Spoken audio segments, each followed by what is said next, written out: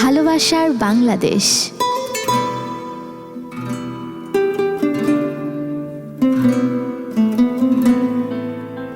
ভালোবাসার বাংলাদেশ।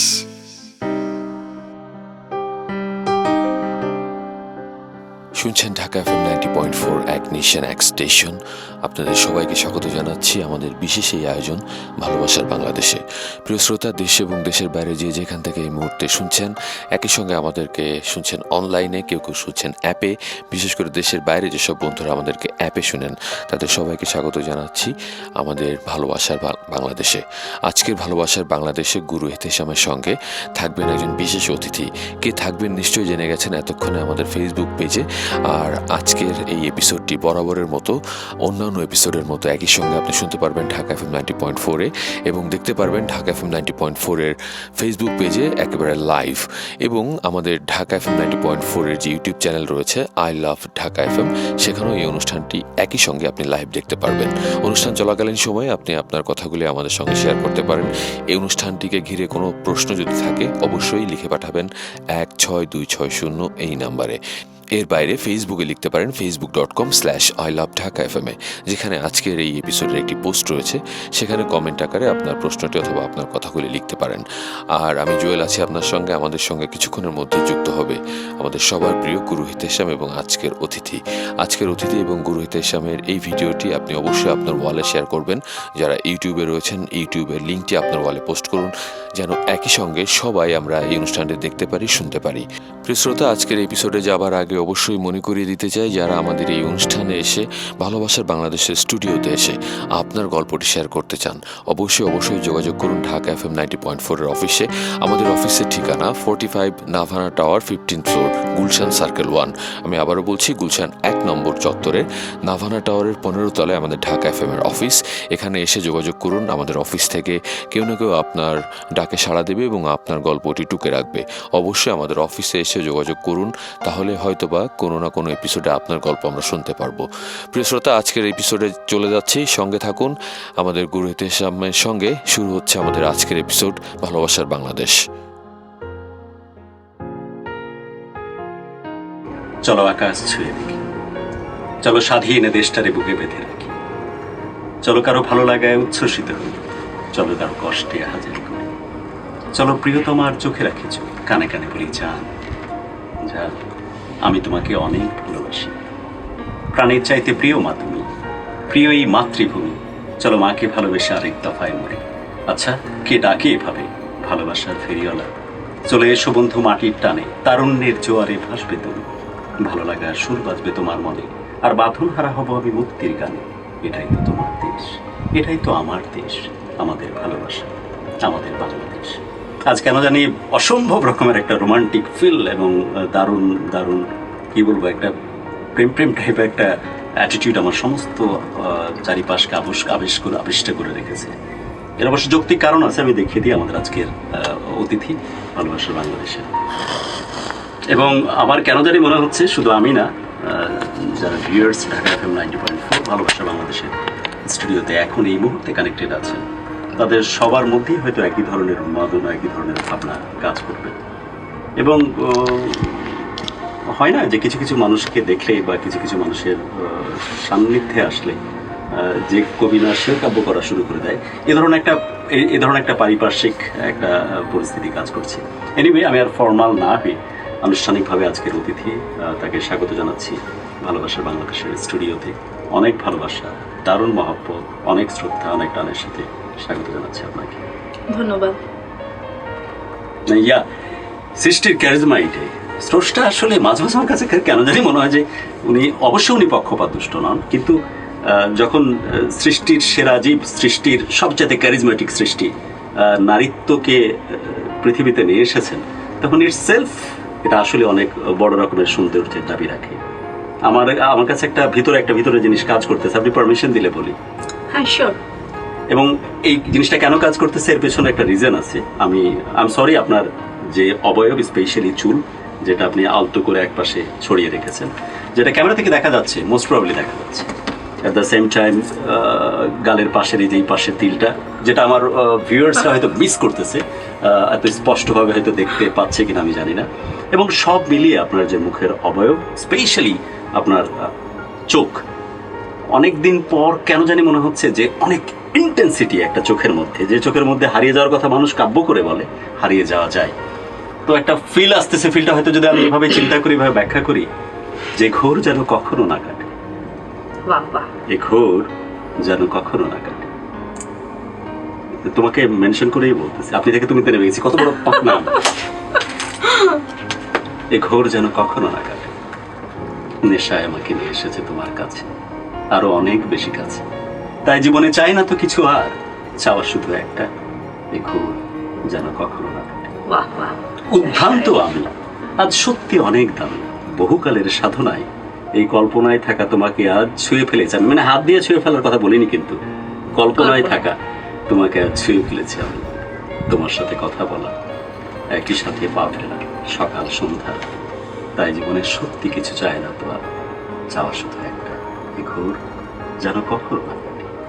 সো আজকে সত্যি এই গুরু রিয়াজ 12টা বেজে গেছে, প্রেম ভালোবাসা একদম মই মই করতেছে চারিপাশ, এবং আমার কাছে মনে হচ্ছে বসন্তের যে আবহ সেটি দারুণভাবে ছড়িয়ে গেছে ভালোবাসার স্টুডিওতে। সো আমরা জানতে চাই আপনার কথা, আপনার ব্যক্তি জীবনের কথা। আমরা জানতে চাই ভালোবাসা কি, ভালোবাসার সাথে নারীত্বের যে চমৎকার বন্ধন, এই যে মহব্বতের বন্ধন, এই যে প্রেমের বন্ধন, সেগুলো আপনার জীবন থেকে আপনার মতো করে আপনি বর্ণনা করে একটু শুনি আপনার মতো করে। এবং আপনাদের সবাইকে আরেক দফায় স্বাগত জানাচ্ছি, অনেক কৃতজ্ঞতা, অসম্ভব ভালোবাসা একদম অন্তরের অন্তঃস্থল থেকে এই লোগো 90.4-কে এত চমৎকার করে যত্ন করে ভালোবাসার জন্য। First programme, that was boom, এটা আপনাদের সাকসেস স্টোরি। এবং আমার কাছে মনে হচ্ছে যে এতেশাম এখনো ফেলনা হয়ে যায়নি, কারণ আপনাদের ভালোবাসার কারণে এতেশাম এবং জুয়েল ভালোবাসার বাংলাদেশ নিয়ে খুব দারুণভাবে কাম ব্যাক করেছে। So credit goes to you and congratulation. এবারে ভালোবাসতে থাকুন, কারণ ভালোবাসা পেয়ে পেয়ে এত বেশি অভ্যস্ত হয়ে গেছি। আপনাদের ভালোবাসার বাইরে প্লিজ আমাদেরকে রাখবেন না, আমাদের সাথেই থাকুন। আমাদের ফেসবুকে স্ট্রিমিং হচ্ছে, আমাদের ইউটিউব চ্যানেল থেকে স্ট্রিমিং হচ্ছে। At the same time Dhaka FM 90.4-এর যে কাভারেজ পুরো বাংলাদেশ ব্যাপৃত, সেখানে ছড়িয়ে পড়ছে আমাদের ভালোবাসার গল্প, ভালোবাসার কল্পকাহিনী। যাচ্ছি আপনার কাছে, শুনতে চাই আপনার জীবনের গল্প। আসসালামু আলাইকুম, আমি নকশি তাবাসসুম। আচ্ছা, ভালোবাসার গল্প বলতে, ভালোবাসা শব্দটা তো আসলে এর ব্যাপ্তি, এর মানে বিস্তৃতিটা অনেক বেশি। ভালোবাসা বলতে শুধু কিছুক্ষণ আগে গুরু ভাইয়া বলছিলেন যে দেশের প্রতি প্রেম এবং পরিবারের প্রতি প্রেম, সব নকশি, আমাকে কি শুধু এমনি এতেশাম বলা যায়? গুরু এবং ভাই বললে দুটোই যেন একটু দূরে দূরে শোনায়। গুরু বললে এর মধ্যে কোনো প্রেম প্রীতির প্রয়োজন নাই, মহব্বতের দরকার নাই, এই গরিব আদমি পাহাড়ের গুড়ায় বসে ধ্যান সাধনা করবে। আচ্ছা, ভাইয়া বলে সাইয়া হওয়ার প্রবাবিলিটি একদম কমে যায়। আমাদের সবার ভালোবাসার এহতেশাম বলছিলেন কিছুক্ষণ আগে, যে দেশের প্রতি ভালোবাসা এবং সবার প্রতি যে পারস্পরিক একটা ভালোবাসা, পরিবারের প্রতি ভালোবাসা, শুধু মানে প্রেয়সী বা প্রেমিকের ভালোবাসা না, ভালোবাসার ব্যাপ্তিটা তো আসলে অনেক। তো এবং আমি নিজেকে অনেক ভাগ্যবান বলে মনে করি, কারণ আমি আমার জীবনে সব ধরনের ভালোবাসাই পেয়েছি বাই দ্য গ্রেস অফ আল্লাহ। সেটা যে সোলমেট বলেন সেটা হতে পারে, পরিবারের ভালোবাসা হতে পারে, কাছের বন্ধু বান্ধবের ভালোবাসা, আপনাদের সবার ভালোবাসা, তারপরে হচ্ছে থাকে না কমিউনিটির একটা ভালোবাসা। সব ভালোবাসা মিলে কিন্তু আমি আজকে নকশি তাবাসসুম।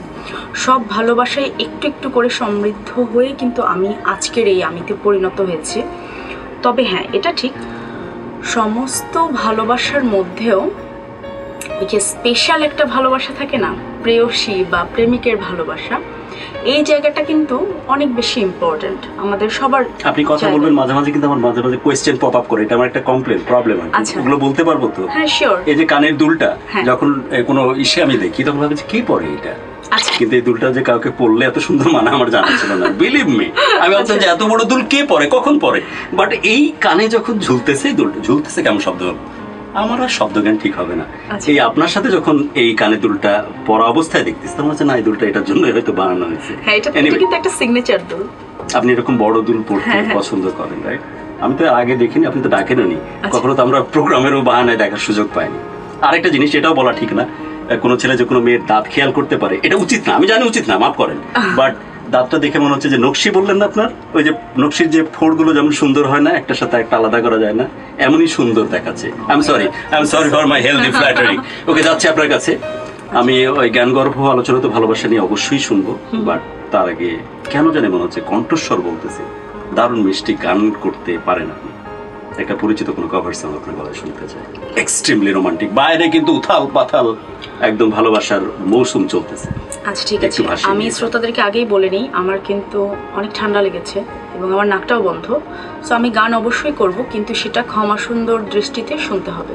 তো ওরা তো সাধারণ মানুষের একটা গান শুনতে যা পাচ্ছে তাই তাদের কাছে বাড়তি পাওয়া। ঠিক আছে, সো আপনাদের জন্য, শুধুমাত্র আপনাদের কারণে, যারা ভালোবাসা বাংলাদেশের ভিউয়ার্স যারা আছেন এবং অফকোর্স ঢাকা এখন 90.4 এর থ্রু দিয়ে আমাদেরকে শুনতে পাচ্ছেন, আপনাদের জন্য এক্সক্লুসিভ এই গানটি জোর করে রিকোয়েস্ট করতেছি, কেন কণ্ঠস্বর শুনে মনে হচ্ছে অসম্ভব ভালো গান গাইতে হয়তো পারেনি মানুষটি।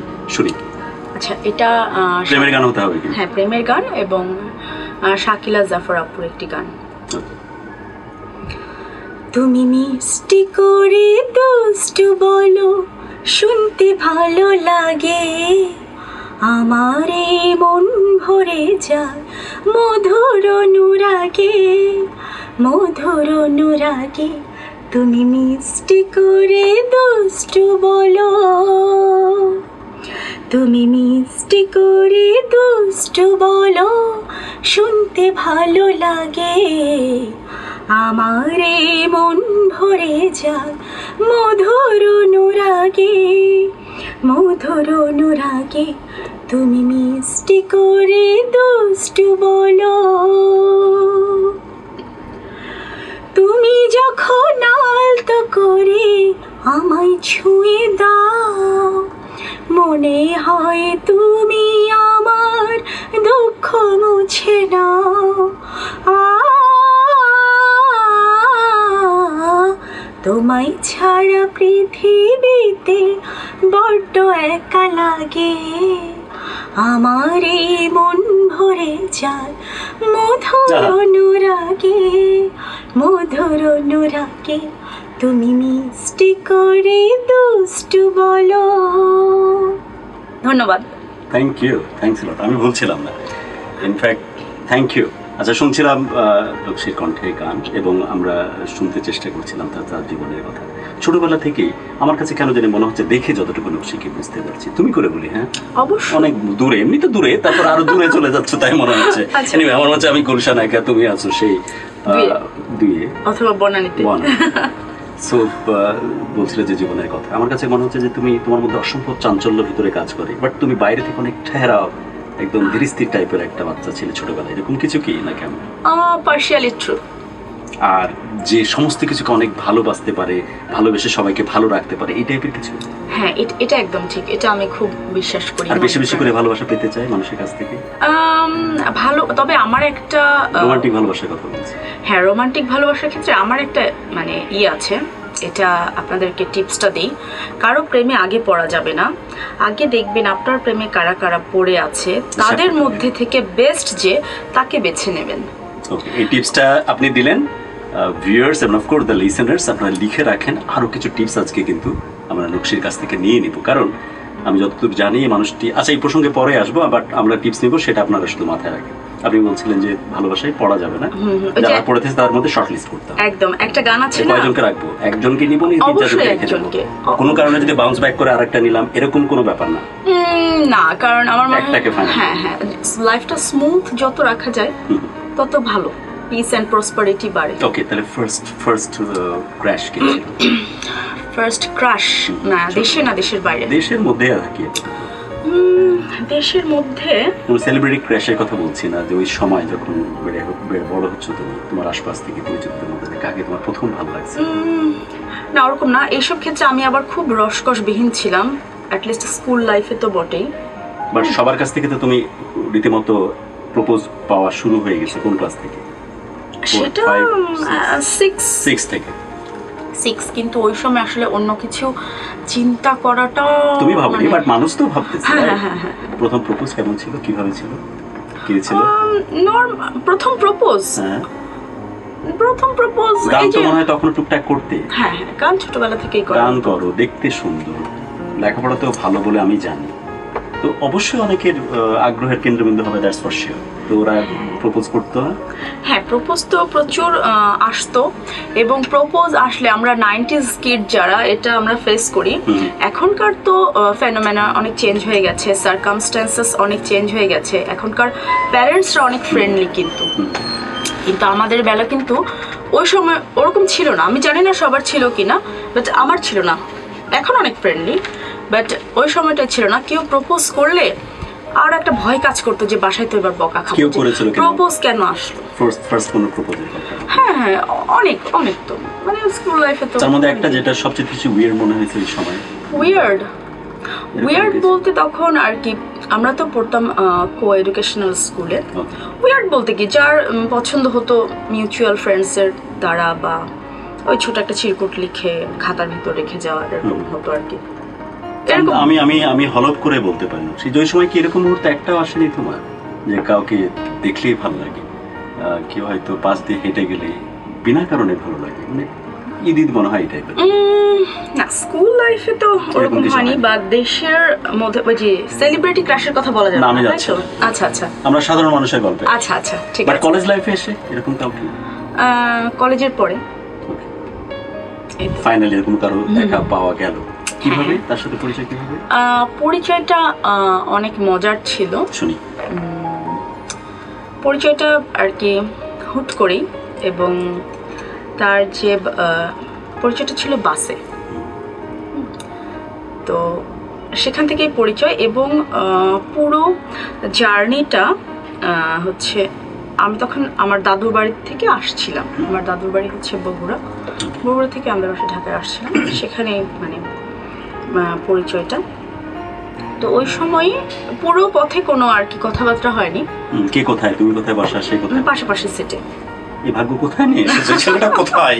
ওই ভাগ্য কোনোদিনই হলো না, আর আমি বস্তিতে উঠে গেছি, এরকম হয়েছে রেকর্ড। আচ্ছা, আজব ব্যাপার। না, এটা খুবই ইন্টারেস্টিং। তুমি কি আগে বসা ছিলে নাকি সে আগে বসা ছিল? এখানে এই টুইস্টটা, D3 D4 ছিল আমাদের সিট নাম্বার। সিট নাম্বারও মনে আছে, ভেরি গুড। হ্যাঁ, এবং ওই টিকিটটাও আছে। আমি আবার খুব নস্টালজিক এবং খুব যত্নশীল। আমি বলছি 90s এর সময়কার সে টিকিটটা আছে? 90s এর সময় না, তাই তো বলে 90s কি? ও আচ্ছা, পরে এসে ইন্টারমিডিয়েট পাস করছো, রাইট? ওই টিকিট আছে এখনো? হ্যাঁ, আছে। জাদুঘরের দায়িত্ব তো ইমিডিয়েটলি দেওয়া হচ্ছে। ওই টিকিট আছে? হ্যাঁ, টিকিট শুধু না, ওই চকলেটের খোসা থেকে শুরু করে এভরিথিং। খুবই মিথ্যা বলে। আচ্ছা, আমি বাসায় যে সম্ভব চকলেটের প্যাকেট থাকতে পারে, টিকিটটা থাকবে? এত ল্যাস্ট্রা টাইপের একটা টিকিট দিত ওই সময়।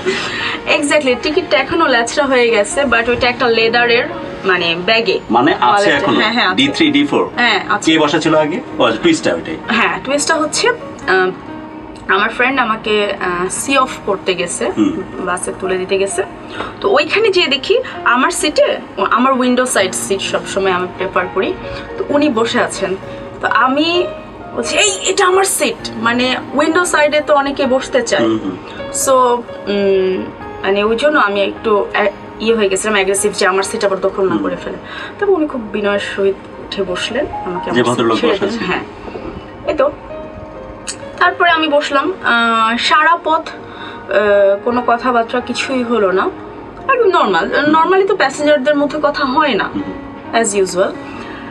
লাস্টে আমি যখন নামবো, আমার স্টপেজ আসার কিছুক্ষণ আগে ওনার পেপারটা পড়ে গেল।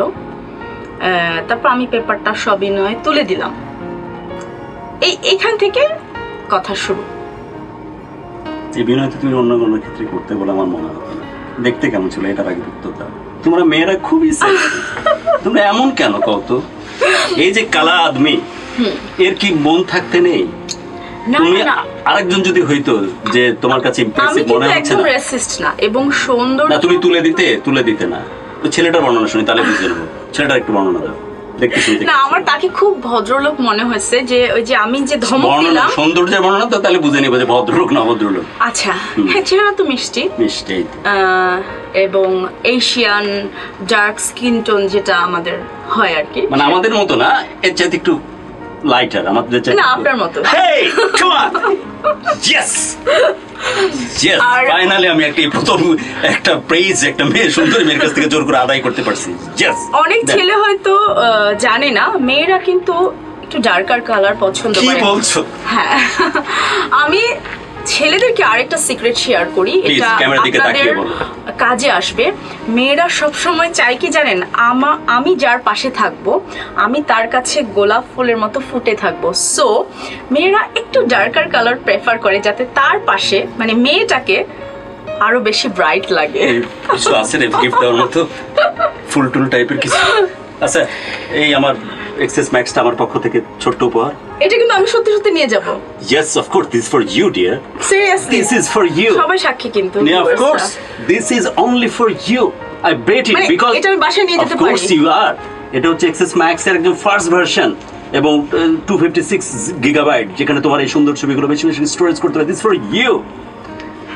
বাট কেন আমি বলি, এই মোবাইলের চাইতে ম্যাটেরিয়ালিস্টিক জিনিসের চাইতে এটা কি ইম্পর্টেন্ট না যে এতে সামনে এতদিন পরে কনফিডেন্টলি কোনো একটা মেয়ের সাথে কথা বলতে পারবে? আমার সাথে যে গরিব আদমি লক্ষ লক্ষ যারা এখন এই ভিডিওতে এবং যারা শুনতেছে তারা কনফিডেন্ট হচ্ছে যে তাই এতদিন তো ভাবিনি, আমি তো নিজের চেহারাকেই হয়তো আমার কোনো লাভ হয়নি, মাঝখান থেকে ফেয়ার লাভলি লাভ হয়েছে, ওরা ঘষে ঘষে চেষ্টা করছে, কিন্তু আমার ওই রংটাই যে বেটার সেটা এতদিন এভাবে বুঝতে পারেনি। আচ্ছা। আর একটা বিশাল সাইকোলজি বললে সেটা কি, যে আমাকে যেন গ্লো করে রাদার দ্যান ওই আমার হ্যাঁ বর যেন এমন হয় যাতে আমাকে গ্লো করে গোলাপ ফুলের মতো। আমরা তো তাই চাই, কিন্তু আমার কাছে আসুক। I am really really impressed এবং আজকে সত্যি আমাদের কনফিডেন্সটা অনেক বেড়ে গেছে এবং যারা আমাদের মতো আমার মতো আছে আর কি তারা অনেক বেশি খুশি এবং তাদের খুশিত্বের প্রমাণ তারা কমেন্টসে দিচ্ছে বলেই আমার ধারণা। And this is for you. এই ম্যাটেরিয়ালিস্টিক জিনিসের চাইতে আমাকে তো তুমি সাহসী করলে। আমি এতক্ষণ পোতায় ছিলাম এইভাবে, আচ্ছা। একদম কনফিডেন্টলি এইভাবে দাঁড়ায় এখন কথা বলতেছি অনলি কজ অফ ইউ। দারুণ দারুণ বলেছো, খুব ভালো। মিথ্যা করে না তো, বানিয়ে না না না তো? না না, মিথ্যা করে you just mean it, right? Okay, তারপর ওই আই ছেলেটার গেস কথা। Mean it. এবং মিথ্যা করে আসলে আমি কিছু বলতে পারি না মানুষকে, ওই যে না, বললো- কনভিন্স করে ইয়ে করে না, আমি বলো না, আমি অলরেডি ধরে ফেলেছি ভাই। ওকে, তারপরে ছেলেটা এরকম ছিল, ডার্ক এবং চেহারাটা cute, খুব মিষ্টি। মিষ্টি। ওকে, তারপর মিষ্টিটা হবে কিনা জানি না, বাট ডার্ক তো আমরা আছি। ওকে, তারপর ওকে, এই তো। তারপর ওই কারণেই তুমি কাগজটা তুলে দিলে, যেটা হ্যাঁ, ভালো লেগেছে তোমার। হ্যাঁ, ভালো লেগেছে বলতে অন্য কোনো সেন্সে না, ভালো এমনি লাগেনি তখন first পর্যন্ত। look এর impression তার যে টা। তার যে বিনয়টা, যে আমি এই এটা আমার সিটে এসে এরকম করে যে ধমকাধমকি করলাম, সে খুব সুন্দর করে উঠে গেল, কোনো উচ্চবাচ্য করলো না। তারপর স্টপেজ চলে আসলো। হ্যাঁ, তারপর থেকে আর কি মানে কথা বলা শুরু। ওকে, কথা বলা শুধু ফোন নাম্বার নাই, ওই সময় তো ফোন নাম্বারের খুবই ক্রাইসিস। কেমনে কি হ্যাঁ, তখন সামহাও নাম্বারটা এবার নিল? তুমি না চলে গেল কাগজ নিয়ে, কিভাবে তাকে তার কানেক্ট করবে? কাগজটা তো কেবল তুলে দিলাম, দিলা, সে তো তারপর? বাসের সিটে বসে আছে। আচ্ছা, কথা বাস বলার থেকে সুযোগ তো আছে। নামতে হবে, Okay, okay, তারপর okay. তো চলে যেতে হবে। চলে যেতে হবে, এতক্ষণ গল্প আছে। হ্যাঁ। Okay. তারপরে কথাবার্তা শুরু হলো। Then? দেন কি ওই যে ওই গানটা হয়তো বা সে গাইতো গান। সেই মুহূর্তে একটা গান আছে, হিন্দি গান যদিও, হ্যাঁ, কিন্তু অসুবিধা নেই। ছেলেদের গান আর কি। ये दुआ है मेरी रब से আহা, तेरी आशिकों में सबसे हाँ। मेरी आशिकी पसंद आए, হ্যাঁ, मेरी आशिकी पसंद आए। তো আলটিমেটলি হয়তো বা ওটাই হলো যে তার আশিকিটা আমার পছন্দ হয়ে গেল। ওই বাসে থাকা অবস্থা। না না, বাসে থাকা অবস্থা না না, আচ্ছা, তারপরে কথা বলা, তারপর ওকে না, পরে তুই শর্টকাট মারতেছ, তুমি টের পাইনি। আচ্ছা। ওকে, দেন কথা বলতে বলতে তার সাথে একটা প্রেম বা ভালোবাসার সম্পর্ক, first meet as a date আর কি, যখন তোমাদের মধ্যে প্রেমের সম্পর্ক শুরু হলো, প্রথম মিটটার কথা বলো। তোমার গান তো শুনতে খুব, না? সরি, তোমার গান তো শুনতে পছন্দ করো। হ্যাঁ খুব খুব। কি ধরনের গান বেশি গাইতে? ওই সময় তো 90s আমি জানি যে বেশি হিন্দি গান বা এই ধরনের গানগুলো খুব বিখ্যাত ছিল, ছেলেরা খুব পছন্দ করতো ওই সময়। কি ধরনের গান? না, আমি তো 90s এর গান না, ওর গাইতাম কথা না। বলতেছি আমি, ওই হ্যাঁ, সময়টার হ্যাঁ, কথা হ্যাঁ। বলতেছি।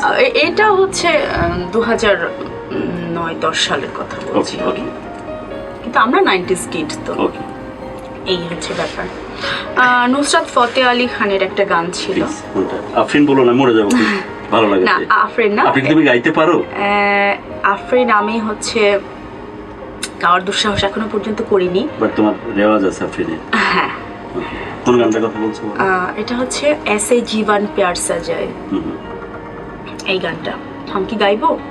গাইতে পারি, বাট আমরা আগে শুধু ওর ইন্ট্রোটা শুনতে চাচ্ছি। ফার্স্ট আচ্ছা, আচ্ছা। ওর সাথে যখন প্রথম ডেটে গেছে, উম, এবং কোথায় এটা, ঢাকায় নাকি? হ্যাঁ, ঢাকায়, definitely ঢাকায়। Okay. ঢাকায় তোমাদের প্রিপারেশন হলো যে তোমরা প্রথম দেখা করছো, প্রেম হওয়ার পরে ফার্স্ট দেখা, তারপর? ওটা ছিল কড়াই গোশত নামে একটা রেস্টুরেন্ট। আনফরচুনেটলি ওই রেস্টুরেন্টটা এখন বন্ধ হয়ে গেছে কোভিড এর কারণে। জানি না, হয়তো আমরা বা। তো ডিটেইলে যাব না, রেসপন্সিভ মানি দেয় না আমাদেরকে। যাই হোক, কোনো একটা রেস্টুরেন্ট, হ্যাঁ। তারপর এই তো সেখানে দেখা হলো, কথা হলো। কি পরে গেছিলে, শাড়ি আর সালোয়ার কামিজ? ও আল্লাহ, মনে নাই। অবশ্যই সালোয়ার কি কামিজ। কও তুমি? অবশ্যই সালোয়ার কামিজই হবে। গাড়ি কন্ডাক্টর বা বাই এনি চান্স অনেক বেশি সুন্দর ছিল না যে এই টিকিটটা দিছিল তোমারে, নাকি ওর কারণে টিকিটটা রাখছো? কোনটা? ওর কারণে তো রাখছো। আর তাকে দেখা করার সময় তোমার সালোয়ার কামিজ না শাড়ি মনে নাই? হ্যাঁ, সালোয়ার কামিজ মনে আছে। ওকে। তবে এটা ও অনেক বলতো যে তুমি অনেক সুন্দর করে সেজে আসছিলা ওই দিন, কিন্তু আমার টোটালি মনে নাই। আগে ও অপেক্ষায় ছিল, তারপর তুমি কি যাওয়ার পর সে তোমাকে দেখে? হ্যাঁ হ্যাঁ, এটা তো আমার মানে তোমার ফিল্টার কথা মনে পড়ে, ফার্স্ট দেখা করার আগ মুহূর্তে তোমার কি ভিতরে অনুভূতিগুলো ছিল? ভেতরের অনুভূতি যতটুকু তুমি রিকল করতে পারো। অনেক খুশি লাগছিল। আর আর আর আর আর আর আমি যেটা পার্সোনালি মানে পছন্দ করি, মানে আমার প্রতি ডেডিকেশনটা।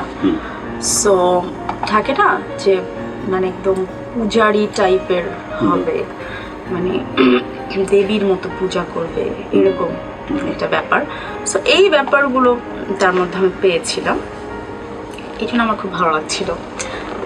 হি মেড মি ফিল বেটার। এগুলো তো আমার যারা শ্রোতা বন্ধু বা ভিউয়ার্স, তারাও তো ছেলেদের মধ্যে যারা আছে, তারাও তো চিন্তা করতে যে কেমনে পূজারি টাইপই করা যায়, অ্যাটিটিউডটা কেমনে প্লেস করা যায়, বা কি হয়েছিল এমন যে কারণে তোমার এটা মনে হয়েছে যে আমাকে অনেক প্যাম্পার করছে বা অনেক আমাকে ইম্পর্টেন্স দিচ্ছে, আমার ওর সমস্ত আগ্রহের কেন্দ্রে আমি আছি। এটা কি কি দেখে মনে হয়েছিল, কি কাজ করেছিল? ফার্স্ট হচ্ছে আমি রেডি হতে অনেক টাইম নিতাম ওই সময়টাতে, মানে ছোটবেলায় 10 ইয়ার্স ব্যাক। তো সে আমার জন্য 3-4 ঘন্টা পর্যন্ত ওয়েট করতো, বলো কি? বাসার সামনে দাঁড়িয়ে স্মোক করতো। মানে কি ইচ্ছা করে করতে না তো তুমি? এমনি তোমার দেরি, ইচ্ছা করে আর ওটা তো পাত্তা মানে ব্যাপার না, এটা দেরি হবে, এটি স্বাভাবিক। Come on. তারপর আমি জানি এটা উচিত না, সবাই পাংচুয়াল হওয়া উচিত, but I really seek my apology for that right now. না, এত ফর্মাল হতো না। যাই হোক, তখন তুমি তাই ভাব করতে, অসুবিধা নেই। হ্যাঁ, মানে ইচ্ছা করে যে করতাম না থাম নেওয়ার জন্য, ঠিক আছে, ওয়েট করতেছে, অসুবিধা নেই। হ্যাঁ, মানে এরকম হয়ে যেত। তারপর 3-4 ঘন্টা, তারপর হ্যাঁ, এরকম হাইস্ট রেকর্ড 3-4 ঘন্টা। এবং মানে যে আমি এত দেরি করে আসতাম, মানে অন্যান্য বান্ধবীরাও তো তখন ইন এ রিলেশনশিপ ছিল, দেখতাম যে মানে কারো বয়ফ্রেন্ড 10 মিনিট দেরি হলে বা ইয়ে হলে অনেক ক্ষেপে যেত বা অনেক মানে সেলিব্রেট করতো, কিন্তু আমি দেখতাম এত দেরি করে যাওয়ার পরও খুব রিল্যাক্স, মানে আমি গেছি, আমি পৌঁছাইছি, এতেই সে খুশি। এই ব্যাপারগুলো আমাকে খুব হিল করতো।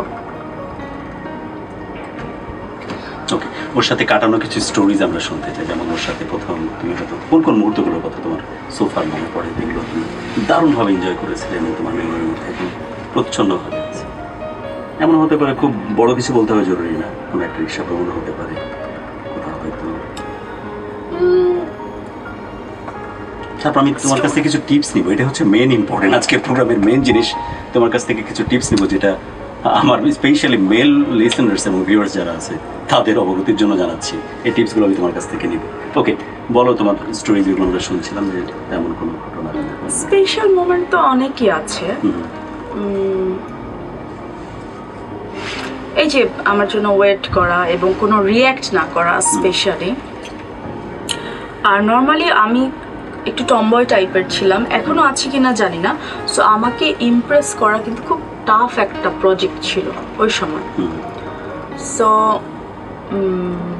তার সহিষ্ণুতা বা আমি যেটা চাচ্ছি যে দেখা হয়ে ফার্স্ট যখন বলতাম যে একটা ঘটনা যদি বলো, আমরা বুঝতে হয়তো সুবিধা বুঝতে।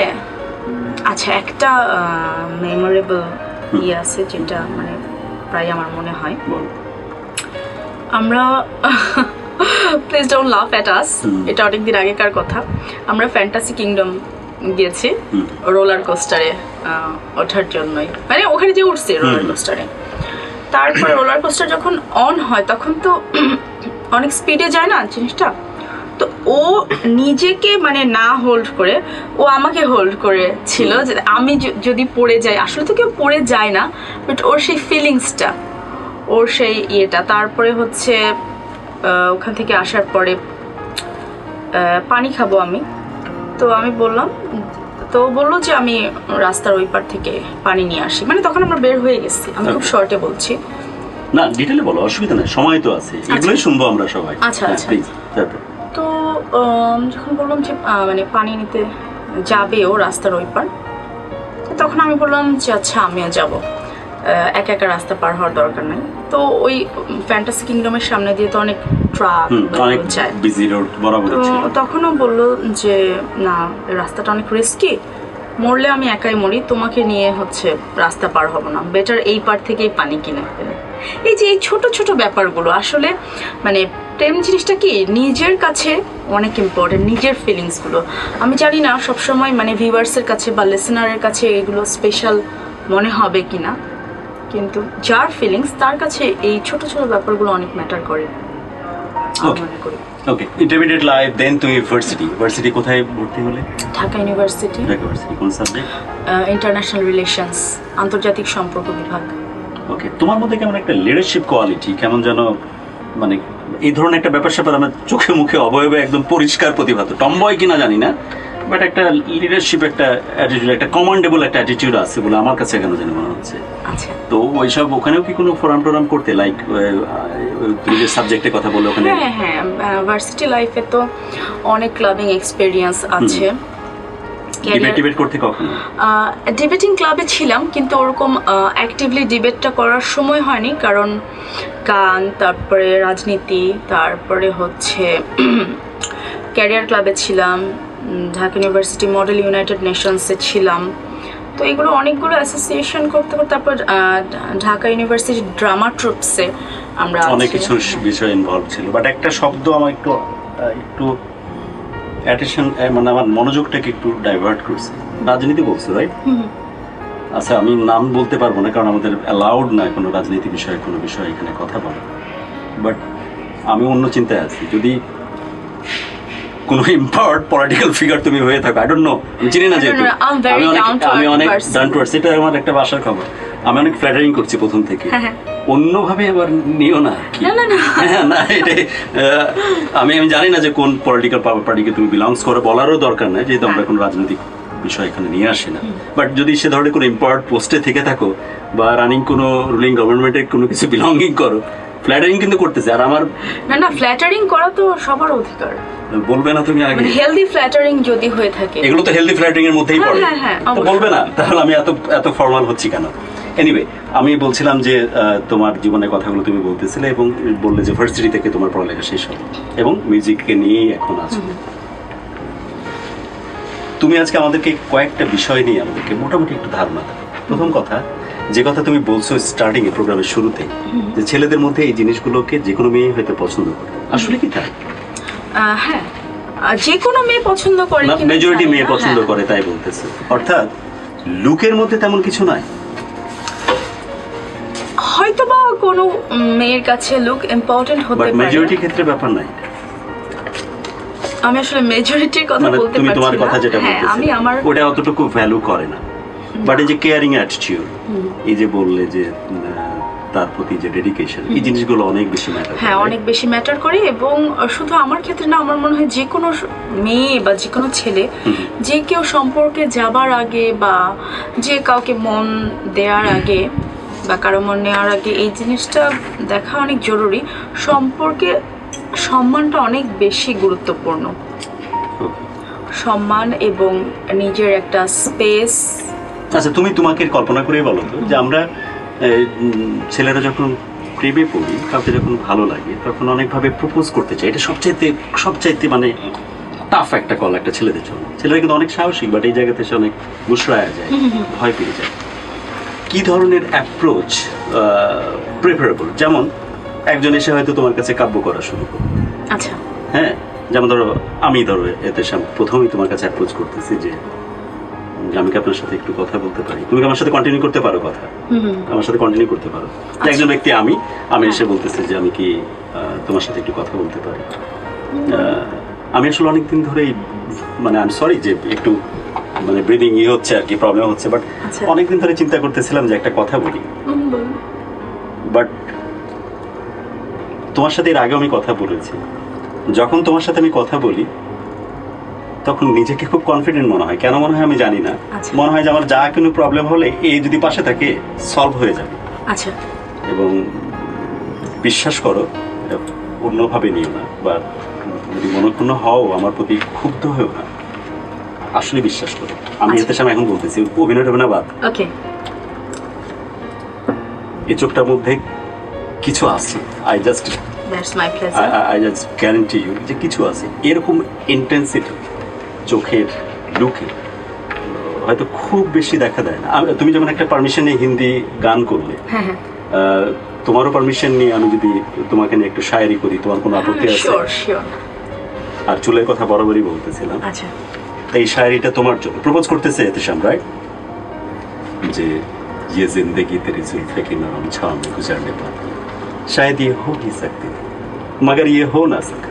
तू नहीं, तेरी गम नहीं, तेरी जुस्तजू भी नहीं, गुजर रही है जिंदगी में इन्हीं अंधेरों में कहीं खो ना जाए कि मेरी हम नफस, मगर यूं कभी कभी मेरे दिल में ख्याल आता। বন্ধুরা, আমরা একটা বিরতিতে যাচ্ছি। চলছে ভালোবাসার বাংলাদেশ এবং আপনি শুনছেন ঢাকা FM 90.4 এক নেশন এক স্টেশন। আজকে ভালোবাসার বাংলাদেশে গুরু ইহতেশামের সঙ্গে অতিথি রয়েছে নকশি। আপনার কেমন লাগছে নকশির গল্প? নকশির গল্প কিন্তু আরও বাকি রয়েছে। ছোট্ট একটা বিরতি নিয়ে আবারও ফিরে আসবো। ততক্ষণ পর্যন্ত কোথাও যাবেন না, সঙ্গে থাকুন, শুনতে থাকুন এবং আমাদের এই পোস্টটিতে লাইক দিন, কমেন্ট করুন, শেয়ার করুন। আমাদের যে ফেসবুক স্ট্রিমটি আপনি দেখতে পাচ্ছেন আমাদের পেজ থেকে, অথবা ইউটিউবে আমাদের যে I love Dhaka FM channel থেকে দেখতে পাচ্ছেন, সেটা শেয়ার করুন যেন অন্য বন্ধুরা এই অনুষ্ঠানটি উপভোগ করতে পারে। সঙ্গে থাকুন, ফিরে আসছি ছোট্ট একটা ব্রেক নিয়ে।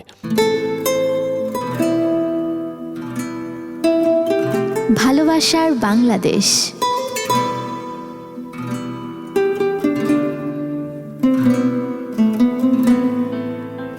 ভালোবাসার বাংলাদেশ।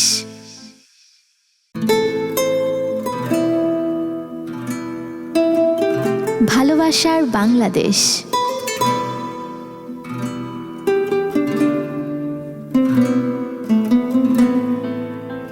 ভালোবাসার বাংলাদেশ।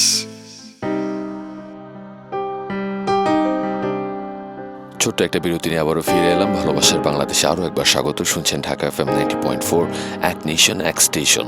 কথা না বাড়িয়ে আমরা চলে যাব আমাদের আজকের অতিথির সঙ্গে। আমাদের আজকের অতিথি নকশি গুরু ইহতেশামের সঙ্গে শেয়ার করছেন নকশির গল্প। নকশির গল্প আপনার কেমন লাগছে জানিয়ে SMS করতে পারেন 16260 এই নাম্বারে, লিখতে পারেন ফেসবুকে আমাদের ফ্যান পেজে আজকের পোস্টে, অথবা এই লাইভ স্ট্রিমের নিচে কমেন্টে। এর বাইরে যারা আমাদের এই অনুষ্ঠানে আসতে চান অবশ্যই ঢাকা FM-এর অফিসে এসে যোগাযোগ করুন। অনুষ্ঠানের কোনো একটা পর্যায়ে আমি আবারও জানিয়ে দিব কিভাবে আপনি আপনার গল্প বলতে আমাদের সঙ্গে যোগাযোগ করবেন। চলে যাচ্ছি আমাদের আজকের পর্বে। গুরু ইহতেশামের সঙ্গে রয়েছে নকশি।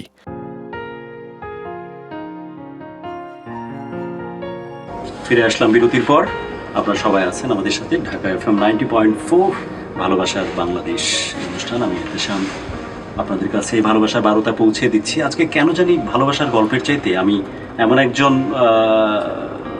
পরিপূর্ণা নারীকে আজকের স্টুডিওতে আমি হাজির করতে চেষ্টা করেছি, যে মেয়েটি সব দিক দিয়ে অনেক বেশি মানে কি বলবো, অ্যাবাউট টু পারফেক্ট। কারণ পড়ালেখাতে অনেক ভালো, কারণ ঢাকা ইউনিভার্সিটির মতো এরকম একটা প্রতিটি যশা অনুষ্ঠান, আমার কেন ফামলিং হচ্ছে, স্বাভাবিক, এরকম সুন্দর মেয়ের পাশে থাকলে ফামলিং হতেই পারে, এমন একটি যশা প্রতিষ্ঠানে সে তার মাস্টার ডিগ্রি কমপ্লিট করেছে। অ্যাট দ্য সেম টাইম সে চেষ্টা করেছে ছোটোবেলা থেকেই নিজের গ্রুমিংটাকে এত চমৎকারভাবে যাতে সামনের দিকে নিয়ে আসা যায়। অ্যাট দ্য সেম টাইম সে এখন তার স্বপ্নের মতো করে বড় করে বাঁচতে চায়। মিউজিকের সাথে তার অসম্ভব রকমের লাগাও, এবং এই মিউজিশিয়ান হিসেবে নিজেকে তৈরি করা, নিজেকে প্রতিষ্ঠিত করার জন্য সর্বোচ্চ চেষ্টা করে যাচ্ছে।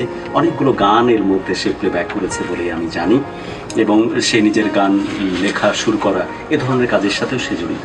সো সব মিলিয়ে এরকম একজন প্রায় পরিপূর্ণ একজন নারীকে নিয়ে এসেছি। আপনারা জানেন যে গত 8ই মার্চ ছিল নারী দিবস। নারীর হাত ধরে যে ক্ষমতায়ন হচ্ছে আমাদের স্পেশালি বাংলাদেশের সমাজে সবকিছু মিলিয়ে মনে হলো যে এরকম একজন মানুষ আজকে আমাদের উপস্থিত হোক, এবং এই নারীর হাত ধরে যে অনেক কিছুর আবর্ত হয়, বাট সবকার চাইতে বড় যে জিনিসটি নারীর হাত ধরে এই পৃথিবীতে আমরা দেখতে চাই, তার নাম হচ্ছে ভালোবাসা, তার নাম হচ্ছে প্রেম। এবং এই রোমান্টিক ভালোবাসার কথা বলছিলাম, আমি এতে সামনে অনেক বেশি confident before than that. Specially আমার আশপাশে যারা ক্রু আছেন, আমার কো অ্যাঙ্কার আছে, সবাই মিলে এরাও অনেক বেশি খুশি, কারণ আমাদের রংটা একটু চাপাতো তাই। তো ইভেন ফিকফিক করে আসতেছে আমার মাস্টার, যারা মিক্সিংয়ে আছেন, সাউন্ডের গুরু বলা হয় তাকে, সুশান্ত দা, তিনিও হ্যাপি, কারণ আমাদের রংটা একটু চাপাতো তাই। তো যাই হোক, আমরা এটা নিয়ে হীনমন্যতায় ভুগবো না, বরং এটা নিয়ে আমরা আরো বেশি কনফিডেন্ট হব যে এটা আসলে মেয়েদের কাছে অনেক পছন্দের একটা ব্যাপার, রাইট? হ্যাঁ, এবং এটা হচ্ছে Asian pride. Asian pride, so আমরা এরকম ন্যাশনাল প্রাইড এবং এশিয়ান প্রাইডকে রিপ্রেজেন্ট করতেছি, যে কারণে আমি চাইবো যে আরো বেশি বেশি করে রোদের মধ্যে থাকবো। আবার বেশি কালো হয়ে গেলে গিন্নাঘাটি করে ব্যাপার মানে না, বেশি রোদেও থাকার দরকার নাই, আচ্ছা, ঠিক আছে। যে যেমন সে ঠিক তেমন থাকলেই চলে। আমাদের মেলানিনা বা খুব তাড়াতাড়ি রেসপন্স করে রোদে, এই কারণে চিন্তা করতেছিলাম। যাই হোক, we are really get are so confident. তো আমরা এইরকম একজন প্রায় পরিপূর্ণ নারীকে নিয়ে এসেছি, যার কাছ থেকে আমরা আর এরকম আরো কিছু টোটকা জানতে চাই, আরো কিছু ঘটনা জানতে। সত্যি করে বলো তো রোশি, সত্যি করে বলো, যখন আমি সাহস পাইনি তাই তো তোমাকে হয়তো কাব্যটা হাত ধরে করিনি, এই ফাঁকে আমি আমার ব্রেসলেট দেখানোর চেষ্টা করতেছি, বাট চেষ্টা করিনি বা করিনি, বাট টু বি ফ্র্যাঙ্ক ধরতে মন চাইছিল, বাট ধরিনি, এখনো ধরবো না, তোমার ভয় পাওয়ার কোনো কারণ নাই। বাট এই যে এসব করতেছিলাম, তোমার মনের মধ্যে কোনো না কোনো জায়গায় কি একটু ঘন্টা বাজছে বা ভালো লাগা কাজ করছে বা কিছু একটা? সত্যি করে বলো। অবশ্যই আমি সত্যি কথাটাই বলবো, সেটা হচ্ছে মেয়েরা হয়তো ইন্ট্রোভার্ট হয়, মেয়েরা এক্সপ্রেস করতে চায় না, কিন্তু একটা ছেলে যখন খুব সুন্দর করে অ্যাপ্রোচ করে, সেটা মানে যে সময়ই হোক, যে পরিস্থিতিতেই হোক, সেই অ্যাপ্রোচটা যদি সুস্থ এবং সুন্দর হয় ওনার মতো, তাহলে কিন্তু অবশ্যই মেয়েদের ভালো লাগে। এবং আমরা যখন ব্রেকে গেলাম, তখন কিন্তু আমি মানে এই ব্যাপারটাই মানে বলছিলাম যে রিয়েলি ইট মেক সেন্স, এবং ভালো লাগে, আসলে মেয়েদেরও ভালো লাগে, কিন্তু মেয়েরা আমি মেয়েদের আর টোটাল আলাপে যাবো না। তোমাকে কেমন জানো মেয়েদের ভালোবাসার টিচার মনে হচ্ছে। আমি বলতেছি যে তোমার কথা তুমি বললে ব্রেকে গেলে কি হয়েছিল। হ্যাঁ, এই যে তুমি যে আমার সাথে ফ্লার্টিং করছিলা বা যে কথাগুলো, হ্যাঁ হালকা করে, সেই কথাগুলো কিন্তু আসলে আমার ভালো লাগছিল, এবং আমার ব্রেনে কিন্তু পোক করছিল কথাগুলো। That is true, this is the truth audience.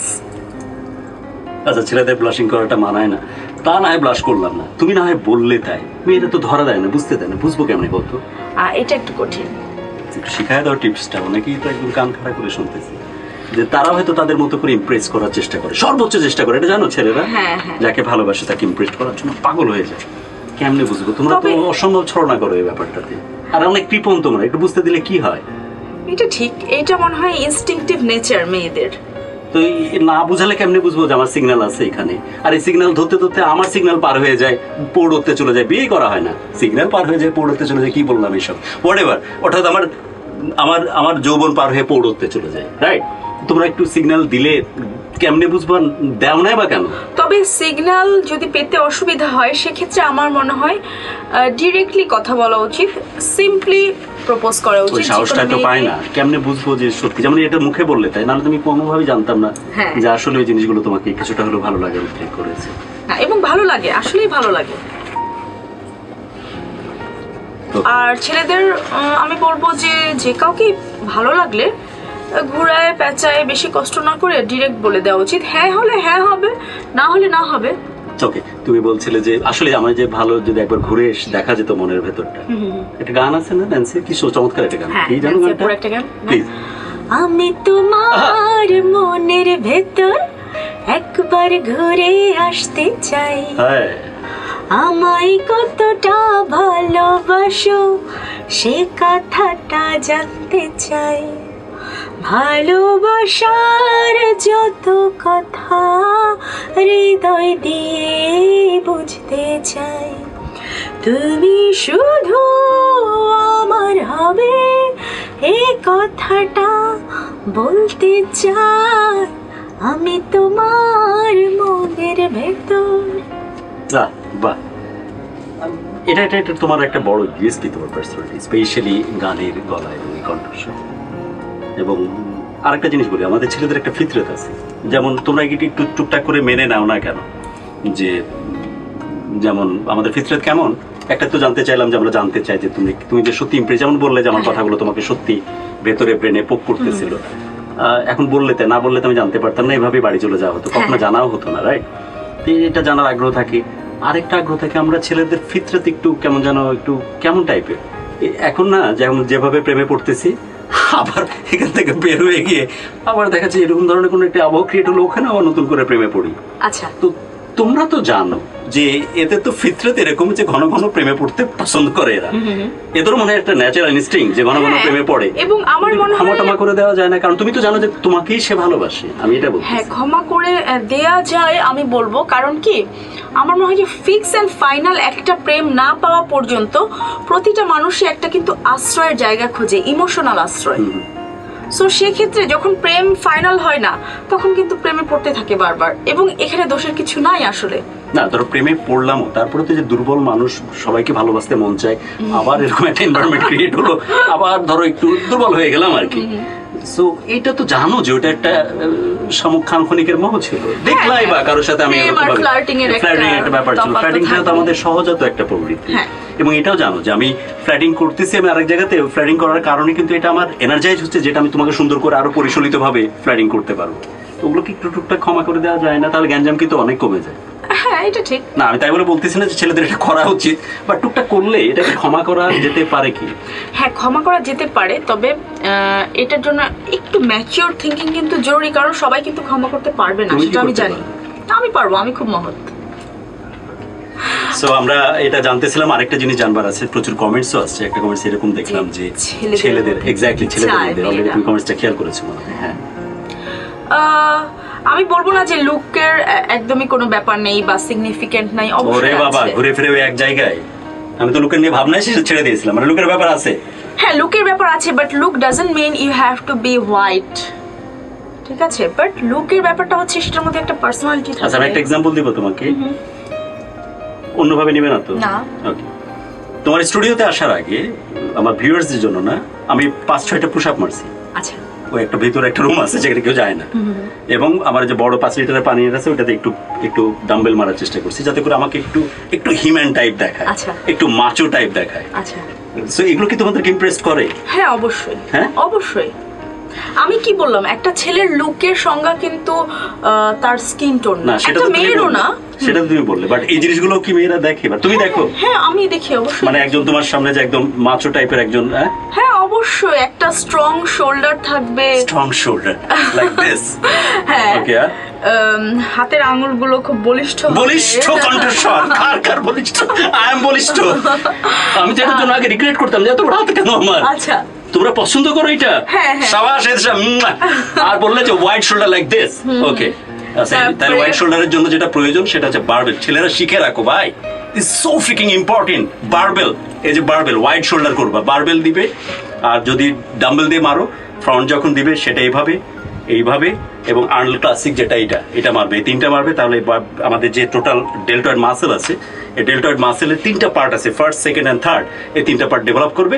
তুমি যদি শুটকা হও, আমি যেমন শুটকা পটকা, এবং আমাকে দেখে লোকে ধরেই নিত যে ব্যাটার নেশা করে। আমার জীবনে একটা কষ্টের কথা বলবো তোমাকে, শুটকা হওয়া যাবে না ছেলে। আমার জীবনে একটা কষ্টের কথা বলবো তোমাকে। আমি যবে থেকে মোটা হওয়া শুরু হই, সেই গল্পটা শুনি। খুব ছোট ছিলাম আমি, ছোটবেলাতে আমার ছবি দেখলে তুমি কি যে করবো আল্লাহ মাহমুদ মালুম, একদম এরকম ছিলাম। আমাকে দেখে একদম ডিরেক্ট অ্যাডিক্টেড মনে হতো। আচ্ছা, একদম কোনো কনফিউশন ছাড়াই মনে হতো যে ছেলেটা অ্যাডিক্টেড। আচ্ছা, তো আমি বিকালের পরে ধরো বাসার গেট দিয়ে বের হচ্ছি, আম্মা দাঁড়ানো আছে, আর একটু বাইফাট মেয়ে থাকে না, মহিলা থাকে না কিছু এলাকায়, হ্যাঁ, বেশি কথা বলে। কত বাইফাট সেটা আমি তোমাকে প্রমাণ দিচ্ছি। মহিলা কিছুদিন আগে শুনছি যে আমাদের বয়সে একটা ছেলের সাথে পালাই গেছে। আচ্ছা, আমার এক বন্ধুর মা কিন্তু সে। ও মাই গড। তাহলে এই টাইপের বাইফাট মহিলা, কিন্তু এরা কিন্তু মানুষের সম্বন্ধে বেশি বলে, নিজে কিন্তু অন্যরকম। একদম। এই বাইফাট মহিলা বলতেছে, আমি চলে গেছি, হ্যাঁ, পার হয়ে চলে গেছি অনেক দূর, বাট কানে আসলো কথাটা শুধু। আম্মাকে বলতেছে যে, আম্মাকে মা ওই বলে সম্বোধন করে, যে মা ওই আপনার ছেলে কি নেশা টেশা করে নাকি? আচ্ছা, আরো বাজে ভাবে, আরো বাজে ভাবে বলছে যে আপনার ছেলে কি হিরোইন খায় নাকি? আমি সরি, আসলেই বলছে জানো। কিন্তু বিশ্বাস করো, প্রত্যেক মায়ের কাছে তার সন্তান তো অনেক বেশি ইম্পর্টেন্ট। একটা মা, তোমরা নারীরা, এই জন্য তো অনেক বেশি, আমি তো পারলে তোমাকে কদমবুচি করি, কারণ তোমরা নারীরা তো অনেক মূল্যবান। এই বিশেষ করে এই একটা প্রাইডের জন্য যে তোমরা সন্তানের মা হতে পারো। আমরা পারি না, তোমরা হতে পারো সন্তানের মা। সন্তানের মা ওইভাবে হতে পারো যে তোমরা গর্ভধারণ করার ক্ষমতা রাখো। তো সেই মায়ের কাছে কিন্তু প্রত্যেকটা ছেলে রাজপুতের মতো। তো ওই মায়ের ভিতরটা যে কতখানি তখন মানে তার ভিতরে না জানি কতখানি কষ্ট লাগছে। এনিওয়ে আমি তখন রাতে আবার বাড়ি ফিরছি, হ্যাঁ, বাড়ি ফিরে এসে আম্মাকে বলতেছি খাওয়ার টেবিলে যে আম্মা ওই মহিলাটা কি বলতেছিল তোমাকে। না কই কি কিছু তো বলেনি, আমাকে কাছে হাইড করতেছে। বলছে না কিছু তো বলছে, আমি তো শুনছি। ওর কথা ও খারাপ নয়, ও জানো না ভালো না, ও অন্য কথা, আম্মাকে অন্য কথা নিয়ে যাচ্ছে, কারণ আম্মা আমার কাছে ধরা সুদিং করার চেষ্টা করছে। সেই দিন আমার মনে হয় যে আমি ভাত মানে তরকারি যেসব খাবার ছিল এক গামলা পরিমাণ খাইছিলাম, এবং যেহেতু হঠাৎ করে খাইছি বমি টমি করে দিয়েছিলাম। আচ্ছা আচ্ছা। এবং সেদিন থেকেই আমার জিম শুরু করা, বা সেদিন থেকেই খাওয়া দাওয়া বা আমাকে যে নিজেকে ঠিক করতে হবে এটা প্রয়োজনীয়তা অনুভব করা। So this is the thing যে একটা সরি যে ঘটনা প্রসঙ্গে অন্য আলাপে চলে গেলাম। তো এটা হলো মায়ের কথা বললাম।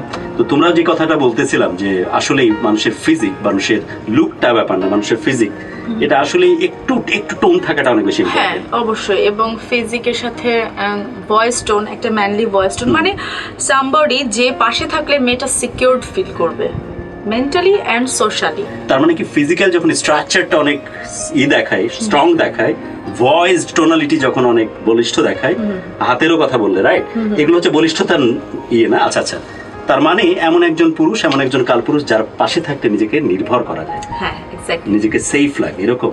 এক্স্যাক্টলি। আচ্ছা তাহলে আরেকটা প্রশ্ন করি। হ্যাঁ শিওর। না তুমি বলবে কিনা বা না বল। তুমি তো পলিটিক্যালি ইনভলভ, পরে প্যাচ লাগাবে না? না না, কোনো প্যাচ লাগাবো না। ওকে ঠিক। সো জিম টিম করে ধরো বলিষ্ঠ হলো, বুঝলাম, অনেক ওয়াইড শোল্ডার, সেই রকম মাসল, ওকে, ভ্যান ট্যান বার হয়ে গেছে, এদিকে সিক্স প্যাক, আচ্ছা ওকে। এখন ও ধরো এরকম স্কিনি পোশাক টোশাক পরে আসছে, তুমি কি শুধুই বলিষ্ঠ দেখাচ্ছে ও পাশে থাকলে নিজেকে নির্ভর লাগবে এটাই তোমার ভালো লাগায় কাজ করে, নাকি একটা অ্যাপিল যেটা থাকে ভালোবাসার মধ্যে, অ্যাপিলটা তো অনেক বেশি ইম্পর্টেন্ট, শুধুই পুতু পুতু ভালোবাসা তো মেয়েরা যায় না, ওই অ্যাপিলটাও ফিল করো যে ছেলেটা অনেক বলিষ্ঠ এবং স্ট্রং, তখন ওই অ্যাপিলটাও তোমাকে হ্যাঁ অ্যাপিল তো অবশ্যই কাজ করে। আমি বুঝাতে পারছি? হ্যাঁ হ্যাঁ অবশ্যই অ্যাপিল কাজ করবে। সৌন্দর্যের সাথে তো আসলে অ্যাপিলটা ওতপ্রোতভাবে জড়িত, এটা মানে ভালোবাসার চাই, ভালোবাসার সাথে হ্যাঁ অবশ্যই, তো অ্যাপিলটাও একটা ব্যাপার অবশ্যই। সো ওকে, সো এটা দেখে আর কি কি দেখে একটা ছেলের মধ্যে, এটা তুমি কি দেখো? এক্সটার্নাল বিউটি, ওকে, এগুলো ইন্টারনালের মধ্যে, ইন্টারনালের মধ্যে তো ব্রেকের আগে হয়তো আমরা বলেছি যে আর কি সিম্পলিসিটিটা, তারপরে হচ্ছে কেয়ারিং, ডিভোশন, এই ব্যাপারগুলো, রেসপেক্ট করা, একটা মেয়েকে সব থেকে বেশি তার ফ্যামিলিকে রেসপেক্ট করা, এই ব্যাপারগুলো অনেক ইম্পর্টেন্ট। সময় হলো বিরতির, চলছে ভালোবাসার বাংলাদেশ ঢাকা FM 90.4-এ। আমি জুয়েল আপনার সঙ্গে, এবং আমাদের সঙ্গে আজকে গুরুহিত ইসলামের সঙ্গে রয়েছে নকশি, এবং খুব ভালোভাবে বুঝতে পারছি আজকের গল্পটি অন্যরকম, এবং আপনারা সবাই মন দিয়ে শুনছেন। আপনাদের এত এত কমেন্টস, এত এত SMS, যারা এখনও কমেন্টস করেননি আমাদের ফেসবুক পেজে চলে যান, ফেসবুক পেজে আপনার কমেন্টটি করুন। আমাদের ফেসবুকের ঠিকানা ঢাকা FM 90.4 লিখলে পেয়ে যাবেন। এর বাইরে আপনাকে URL জানিয়ে দিচ্ছি, facebook.com/ILoveDhakaFM। সেখানে আপনি আপনার কমেন্ট করবেন, অবশ্যই লাইক দিয়ে মেম্বার হয়ে যাবেন। আর SMS এর জন্য 16260। সঙ্গে থাকুন, শুনতে থাকুন।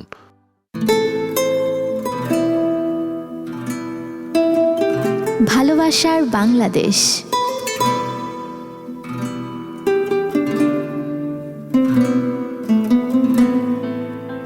ভালোবাসার বাংলাদেশ।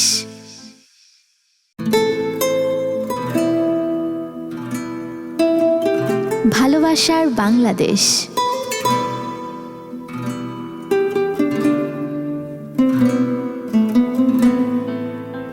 ভালোবাসার বাংলাদেশ। ভালোবাসার বাংলাদেশের আজকের এই এপিসোডের শেষ বিরতি নিয়ে ফিরে এলাম আমি জুয়েল আপনার সঙ্গে। আপনি শুনছেন ঢাকা FM 90.4। আজকের ভালোবাসার বাংলাদেশে গুরুহিত ইসলামের সঙ্গে রয়েছে নকশি।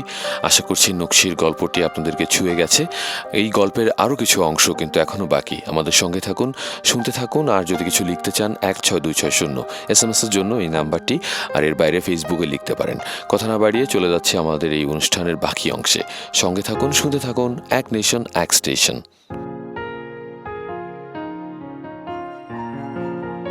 ফিরে আসলাম বিরতির পর। আপনারা আছেন আমাদের সাথে ঢাকা FM 90.4। আপনারা আছেন ভালোবাসার বাংলাদেশে। তো যার সাথে তুমি ভালোবাসার কথা বলছিলে, যার সাথে তুমি প্রেমের কথা বলছিলে, আমি চাই যে তাকে ঘিরে তোমার জীবনে সবচাইতে এক্সট্রিম, যা হয়তো সে নিজেও জানে না এরকম কিছু, সবচেয়ে এক্সট্রিমলি রোমান্টিক স্টোরি যেটা আমাদের সাথে শেয়ার করা যায়, যদি একটু বলো, যেটার জন্য তোমার কাছে মনে হয় যে না, yeah really I am in safe grip, in safe hand, এরকম মনে হয়েছে? এরকম তো অনেক অনেক উদাহরণ আছে। এই মুহূর্তে কোনটা মনে পড়ছে? এই মুহূর্তে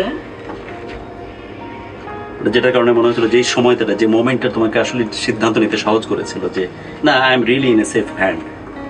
জিনিসটা ফাংশন হয়েছে কিনা সেটা আমাদের আলোচ্য বিষয় না, বাট মনে হয়েছিল তোমার কাছে যে না, I am really really in safe grip. এটা যদি মানে ছোট্ট করে বলতে চাই, তাহলে বলতে হবে যে মানে হয়তো অনেক কথাই বলতে হতে পারে, জিনিস ছোট্ট করে বললেও, যেহেতু আমি এখন গান করছি, সো এটা আমরা সবাই জানি যে অনেকে আমাকে প্রশ্ন করে ঢাকা ভার্সিটির মতো একটা জায়গা থেকে পড়ে, ইন্টারন্যাশনাল রিলেশনসের মতো একটা জায়গা থেকে পড়ে গান কেন, অন্য কোনো কিছু নয় কেন? তো মাঝখানে মানে এই ব্যাপারগুলো নিয়ে আমার মেন্টালি খুব কনফ্লিক্ট হতো। মানে নিজের মতো করে একটা রিকগনাইজেশন কিন্তু মানুষ চায়, মানুষ যতই বলুক, হ্যাঁ হ্যাঁ, যতই বলুক যে আই ডোন্ট কেয়ার বা সামথিং, তো তখন আমার মনটা খুব খারাপ, আমি খুব মানে ডিপ্রেসড। তখন সে আমাকে বললো যে তুমি যাই করো, খুশি থাকো, তুমি বেঁচে থাকো, এটা আমার সবচেয়ে বড় চাওয়া, তুমি বেঁচে থাকলেই আমি খুশি। এই কমেন্টসটা ছিল, এটা অনেক ইম্পর্টেন্ট ছিল। ওকে, আমরা কিছু কমেন্টস এবং কিছু ইনফরমেশন তো অবশ্যই আমরা যেগুলো কালেক্ট করতেছি সেই তথ্যগুলো পৌঁছে দিচ্ছি। আমি একটা কথা একটু ফাঁকে জানিয়ে রাখি যে আপনারা যারা আমাদের এই অনুষ্ঠানটি দেখতেছেন একযোগে পুরো বাংলাদেশ থেকে এবং দেশের বাইরে থেকে, সবার কাছে কৃতজ্ঞতা জানিয়েছি আমাদের কামব্যাক প্রোগ্রামটা যেভাবে আপনারা অ্যাপ্রিশিয়েট করেছেন, যেভাবে ভালোবেসেছেন এবং আমাদের পাশে ছিলেন। অ্যান্ড অফকোর্স আপনাদের এই ভালোবাসা, এই ভরসায় আমাদেরকে আরও সামনের দিকে এগিয়ে নিয়ে যাবে। আজকে ভালোবাসার দীক্ষা এই ক্লাসে আমরা জয়েন করেছি, আমাদের সামনে আছে স্বয়ং গুরুদেব নিজে। গুরুদেব নকশিকে আমার পক্ষ থেকে সশ্রদ্ধ প্রণাম এবং শ্রদ্ধা এবং আদাব, যিনি আমাদেরকে দারুণ দারুণ কিছু শিক্ষা দিচ্ছেন। গুরুদেব, আরেকটা কোয়েশ্চেন আছে আপনার কাছে, সেটি হচ্ছে যে আপনি তো বলছেন যে বললে বোঝানো যায়, না বললে কেমনে বুঝে নিব। হ্যাঁ, ওকে, আরেকটা খুব ইম্পর্টেন্ট, এই জিনিসটা কি সত্যি ইম্পর্টেন্ট? অনেকেই আমরা চিন্তা করি যে হ্যাঁ, ভালোবাসা একটা সম্পর্ক চলতেছে, যেমন তুমি বললে যে আমার কোনো কথা তোমার মধ্যে ভালো একটা ইমপ্রেশন ক্রিয়েট করেছে, তুমি অ্যাকনলেজ করলে, আমিও বললাম। কিন্তু ছেলেদের সবসময় এরকম একটা টেন্ডেন্সি থাকে যে সম্পর্কটাকে সিলমোহরে নেওয়ার জন্য হয়তো একটা ফিজিক্যাল ইন্টারাকশনটা প্রয়োজন, যেমন আলতো করে হাত ধরা বা হয়তো তার চুলটা একটু ঠিক করে দেওয়া। এগুলো কি মেয়েরা কোনোভাবে খারাপ দৃষ্টিতে দেখে বা এনি চান্স? একটা সীমার মধ্যে থেকে সুন্দরভাবে, মানে জিনিসটাতে সৌন্দর্য থাকতে হবে এবং একটা সার্টেন লিমিটের মধ্যে থাকতে হবে একটা সময়ের আগ পর্যন্ত। বাট এটা তো দোষের কিছু নাই, মানে ধরো তোমার আংটিটা দেখার বাহানায় তোমার হাতটা ধরে ফেললাম, ধরো এই এখনো ধরিনি, মানে আমি ডামি মারতেছি, ধরে ফেললাম, এটা তো দোষের কিছু না। না, এটা দোষের কিছু না। কারণ আমার কাছে কেন বলতেছি যে শুধু প্রেম, শুধুই কথা, শুধুই ভালোবাসা, একটা হিউম্যান টাচটা তো খুব ইম্পর্টেন্ট। বডি যে বডির সাথে কথা বলতেছে, ইট ইজ সো ইম্পর্টেন্ট। তো এইটা করলে এটা কি অন্যভাবে নেয়ার কোনো পসিবিলিটি আছে বিগিনিং এ, শুরুতে? না, শুরুতে যেটা বললাম একটা সার্টেন লিমিট তো বটে। আমরা কোনো ভলগার রিলেশনশিপ তো একেবারেই পছন্দ করি না, ওটা একেবারে স্ট্রিক্টলি নহিবিটেড, একদম নো। কিন্তু এই জিনিসটা যদি করে কোনো বয়ফ্রেন্ড বা কোনো গার্লফ্রেন্ডের সাথে বা ভালোবাসার মানুষের সাথে, এটা কি তোমরা খুব নেগেটিভলি নাও কিনা? না, হাত তো ধরাই যেতে পারে, এবং রাস্তা পার হওয়ার সময় হাত ধরা কিন্তু মাস্ট। রাস্তা পার হওয়ার সময় যদি হাত ধরে না রাস্তা পার করান আপনার গার্লফ্রেন্ডকে বা ওয়াইফকে, সে কিন্তু অনেক মাইন্ড করবে। আচ্ছা, তাহলে ভালোবাসার মানুষকে যে হাত ধরার বাহানা খুঁজে পাচ্ছে না, যারা এখন এই মুহূর্তে আমাদের সাথে লাইভ স্ট্রিমিং আছে, তাড়াতাড়ি বাড়ি থেকে বার হয়ে কোনো একটা রাস্তা পার বাহানাতে একদম। ওকে, ভেরি গুড। আমরা আছি নকশির সাথে, আমরা কথা বলতেছি তার জীবনের কথা এবং তার ভালোবাসার কথা। আমরা আছি কিন্তু ঠিক নারী দিবসের উত্তর 2 দিন পরে, এবং আমরা এমন একজন মানুষকে পোর্ট্রে করার চেষ্টা করতেছি নারী দিবসের এই স্পেশাল প্রোগ্রামে, যে প্রায় সম্পূর্ণ এই কারণে বলতেছি যে মেয়েটি ভালো একটি প্রতিষ্ঠান থেকে নিজের গ্র্যাজুয়েশন মাস্টার্স কমপ্লিট করেছে। সে নিজে এখন মোটামুটি তার নিজের মোটামুটি সলভেন্ট, সে দারুণ একটা পরিশীলিত জীবনযাপন করে এবং দারুণ দেখতে। এটা কি অল্প অল্প করে দেওয়ার কারণ কি? যে ঠোঁটের মাঝখানে যে হাসিটা যখন দাও চারিপাশে তো মুক্তা ধরতে থাকে, এটার ব্যাপারে কি তোমাদের কৃপণতা থাকে? আমি যদি বেশি ওপেন হই, বেশি ফ্র্যাঙ্ক হই, সেই জিনিসটা হয়তো মানুষ ভালোভাবে দেখবে না। না, একদম না। এনিওয়ে, তুমি তোমার কানের দুল, তোমার লুক, স্পেশালি তোমার আইস, যেটার মধ্যে অসম্ভব রকমের ইন্টেন্সিটি, আমরা কিন্তু নর্মালি এমন দেখে অভ্যস্ত যে যখন অনেক কিছু ফানি, অনেক কিছু মজার, দারুণ মাস্তির হয়, আমরা ধরেই নিই যে সব কিছু অনেক ভালো, সব সুরে বাজছে, ওর জীবনে কোনো কষ্ট নাই, কোনো দুঃখ নাই, কোনো পেন নাই, কিচ্ছু নাই। আসলে কি তাই? আসলে কি জীবন এত পারফেক্ট হয়? প্রায় সম্পূর্ণ হিসেবে যে মেয়েটিকে পরিচয় করিয়ে দিচ্ছি বারংবার বিভিন্ন দফায়, সেই মেয়েটির গল্প বারবার কেন হুচুট খাচ্ছে? এই প্রশ্নটা অলরেডি আপনাদের মাঝে এসেছে, কমেন্টস সেকশনে জানিয়েছেন। কারণ যে গল্পটা বলতে সে এসেছে, যে গল্পটার প্রসঙ্গ বারবার সে কভার করছে, গল্প বলতে গিয়ে বারবার সে খেয়ে হারাচ্ছে। এর একটা বড় কারণ যে মেয়েটি অনেক কিছুর মধ্যে যে জিনিসটি একেবারেই পারে না, নিজেকে প্রকাশ করতে। এই যে নিজেকে প্রকাশ করতে না পারার যে সমস্যা ছেলেদের মধ্যে যেমন আছে, মেয়েদের মধ্যেও আছে, এটা কিন্তু কমন একটা প্রবলেম। এই প্রবলেমটার জন্য প্রতিনিয়ত প্রতি মুহূর্তে তাদেরকে বিভিন্ন সময় অনেক কষ্টের মুখে পড়তে হয়। যে মেয়েটিকে আপনি দেখতেছেন, যে চমৎকার সুন্দর মেয়েটিকে দেখতেছেন, যার নাকফুলের প্রশংসা করছিলাম, তার ফেসিয়াল যে প্রোফাইলিংয়ের কথা বলতেছিলাম, যে ফিচারের কথা বলছিলাম, যে কারণে ক্যামেরাতে এত বেশি সুন্দর দেখাচ্ছে, যে চুলের প্রশংসা করতেছিলাম, যে হাসির কথা বলতেছিলাম, তার সব কিছুর পেছনে যে কষ্টগুলো লুকিয়ে থাকে, সেই কষ্টগুলো বারবারই সে বলতে চাইলেও বলতে পারে না, বারবারই আড়াল হয়। এবং আমার সাথে অফিয়ারে যখন কথা হচ্ছিল, এই মেয়েটির একটাই জিজ্ঞাসা এবং একটাই কোশ্চেন ছিল যে মানুষ নিজের মনের কথা খুলে বলতে পারে, আমি কোনোদিন কারো সামনে কোনোভাবে বলতে পারলাম না যে মানুষটা আমার জীবনের সবচাইতে বেশি ইম্পর্টেন্ট, যাকে আমি আমার জীবনের চাইতে বেশি বাসি, তারাও বুঝাইতে পারলাম না। এটা অনেক বড় রকমের একটা ব্যর্থতা আমার জন্য। এবং আপনার কাছে আজকে আমার আসার উদ্দেশ্য এটা, অন্তত আজকে যদি আমি প্রাণ খুলে কথা বলতে পারি এবং সেই মানুষটিকে ডেডিকেট করে আমার জীবনের কথাগুলো নিয়ে যে হাজির হতে চাই। এই প্রায় সম্পূর্ণ মেয়েটি যে আমাদের সামনে এখন স্ক্রিনে আছে, ফ্রেমে আপনারা দেখতে পাচ্ছেন, এই মানুষটি জীবনটাকে শেষ করার সিদ্ধান্ত কিন্তু নিয়ে বসেছিল একটি বিচ্ছিন্ন ঘটনার কারণে। এবং সেই ঘটনাটাই হয়তো সে বারবার শেয়ার করতে চাচ্ছিল, বারবার বলতে চাচ্ছিল যে কেন বলতে পারি না আমি, কেন ভিতরের কথা বলতে পারি না। আজকে হয়তো শেষ মুহূর্তে এসে সেই কথাগুলো সে শেয়ার করতে চাচ্ছে, বা সেই কথাগুলো সে বলতে চাচ্ছে। এবং যাকে ঘিরে তার এত ভালোবাসা, এত উন্মাদনা, এত পাগলামি, এত ক্রেজিনেস, সে মানুষটার কাছে ডেডিকেট করতে যাচ্ছে তার এই ভালোবাসা, এই মহব্বতের কথাগুলো, যা কখনোই সে বলেনি। তো সে, আমি আর সময় নেব না, পরিপূর্ণভাবে এখন সমস্ত মাইক্রোফোন তোমার কন্ট্রোলে। শুনতে চাই যে কেন এই যে এত কিছু সঠিক, এত পারফেক্টের মধ্যে এত যে বিষাদের সুর, যে কথাগুলো তুমি নিজে কখনো বলতে পারোনি তোমার ভালোবাসার মানুষটি। বলছিলে যে আজকে স্টুডিও থ্রু দিয়ে আমি তাকে সারপ্রাইজ জানাতে চাই যে আমার ভেতরে কী পরিমাণ কষ্টের, কী পরিমাণ দুঃখ, কী পরিমাণ দীর্ঘ নিঃশ্বাস মিশে আছে, তাকে হারানোর ভয়টা কত বেশি তীব্র।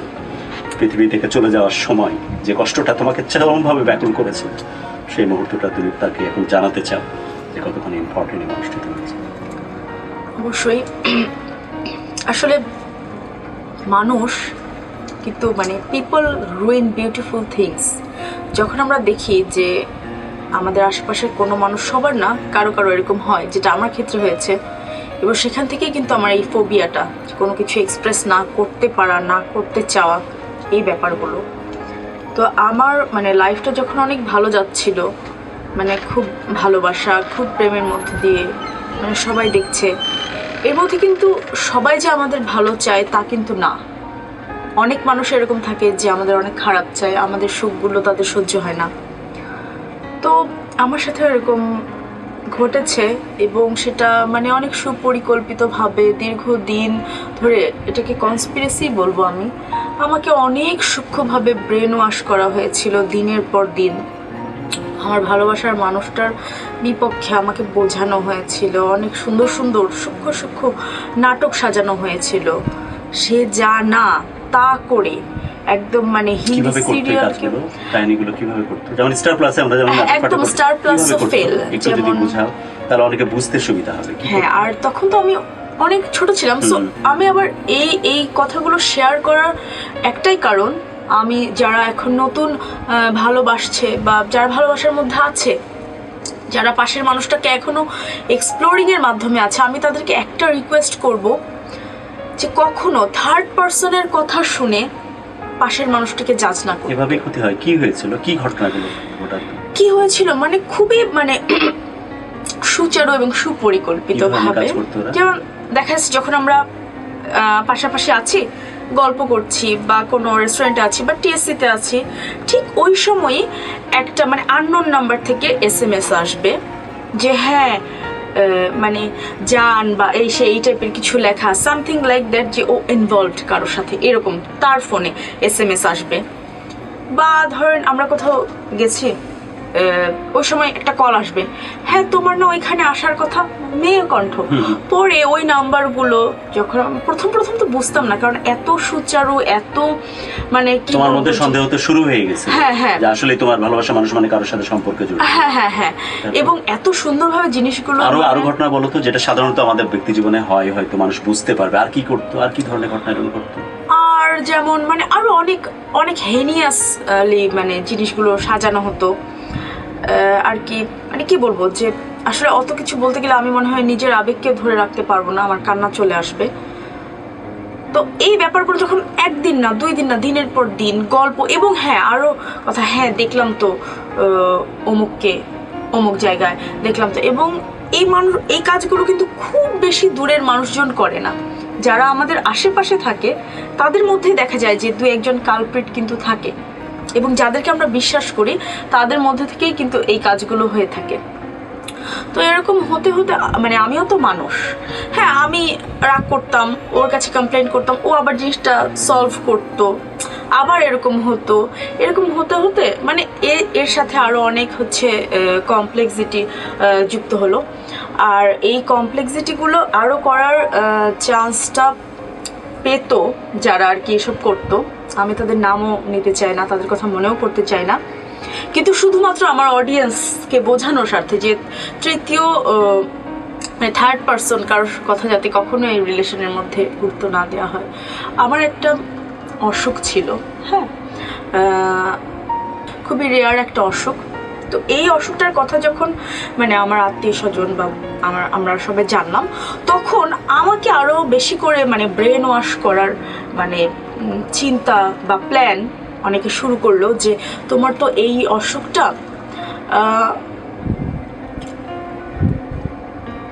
তোমাকে তো এমনিতেও হয়তো বা ছেড়ে যাবে একদিন তোমার ভালোবাসার মানুষটা, সেই জন্য হয়তো সে অন্য কারোর প্রতি ইনভলভ হওয়ার চেষ্টা করছে। এইভাবে নাটকগুলো সাজানো হতো। কিন্তু পরবর্তীতে আমি দেখলাম যে ওই মানে থার্ড পার্সনগুলোর কথা শুনে আমি শুধু লাইফে কষ্ট পেয়েছি বিনা কারণে, আমার ভালোবাসার মানুষটাকে কষ্ট দিয়েছি বিনা কারণে, ঝগড়াঝাটি করে জীবনের মূল্যবান সময়গুলো হারিয়ে ফেলেছি বিনা কারণে।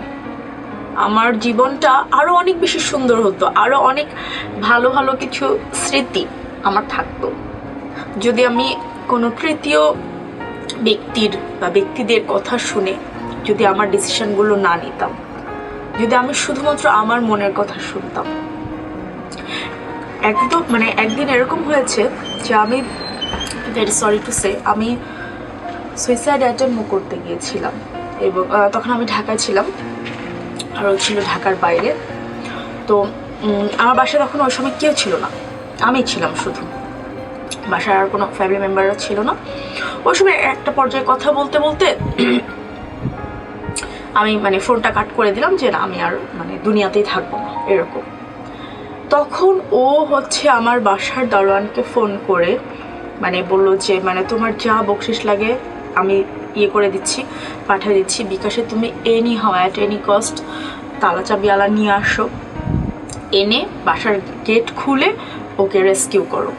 মানে এরকম, মানে ও দূরে থেকেও আমার কি পরিমাণ পাশে ছিল। আমি তো ঘরের মধ্যে একদম মানে চুপচাপ ডিপ্রেসড, সমস্ত কমপ্লেক্সিটি নিয়ে। তারপরে আমার দারোয়ান চাচা যিনি ছিলেন উনি গেটটা খুললেন, তালা চাবিওয়ালা এনে আমাকে কথা বলে দিলেন ফোনে, আর ততক্ষণে ও রওনাও হয়ে গেছে ঢাকার উদ্দেশ্যে।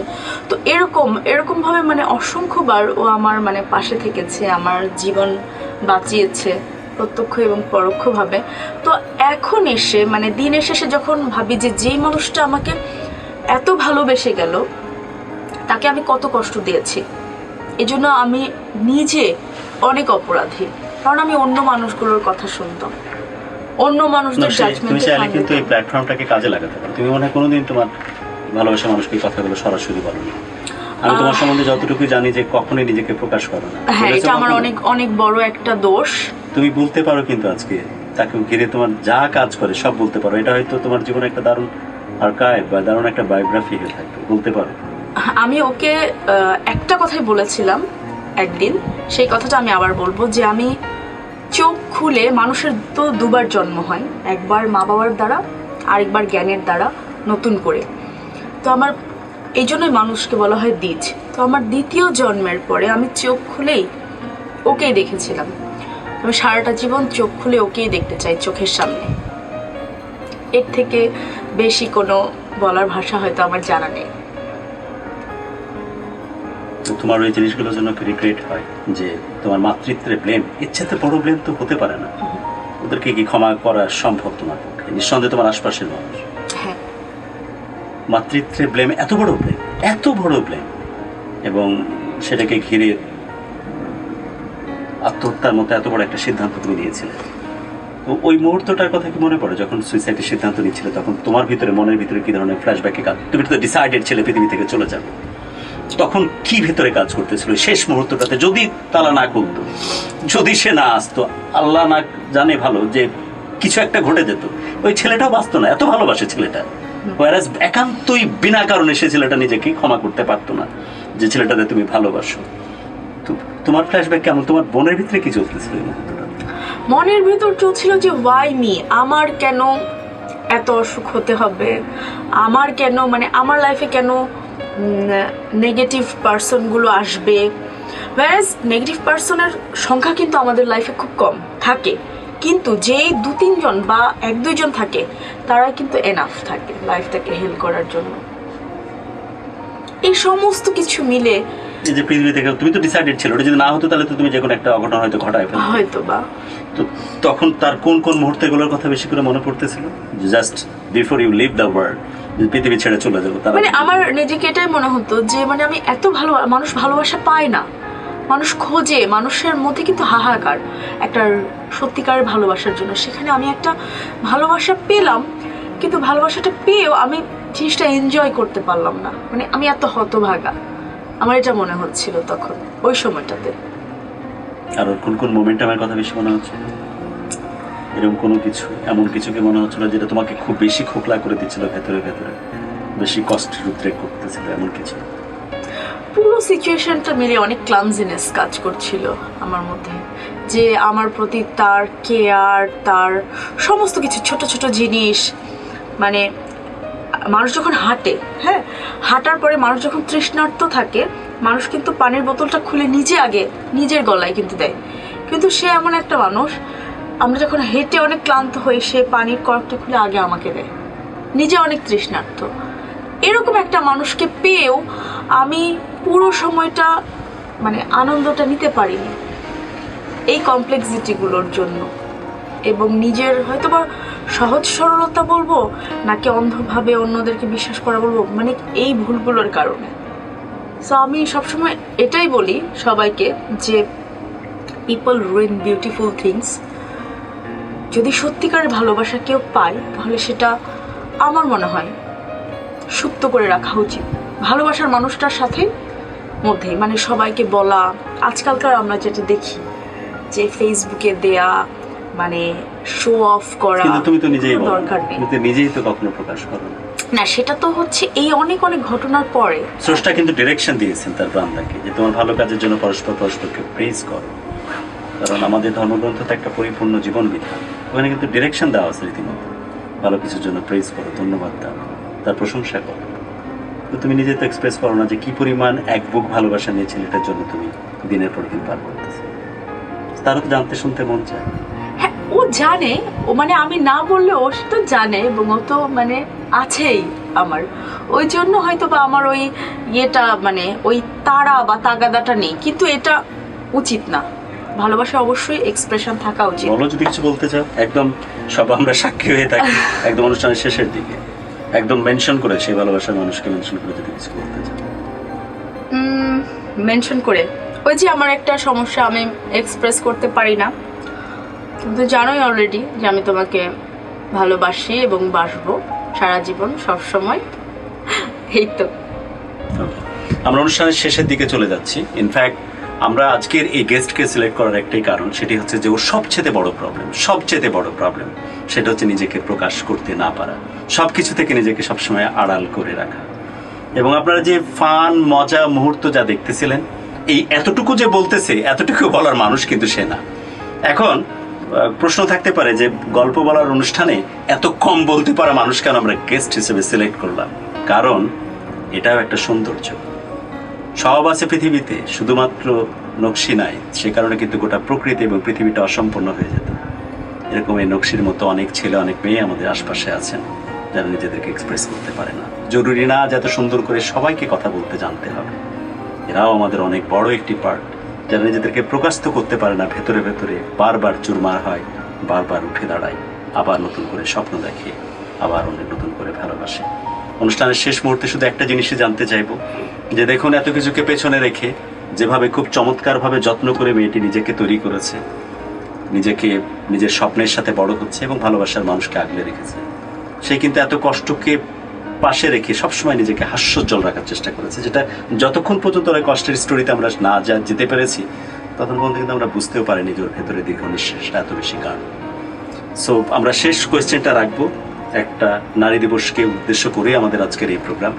নারী দিবসে প্রায় সম্পূর্ণ এরকমই একজন মানুষ থাকা উচিত যে অদ্ভুত সুন্দর দেখতে।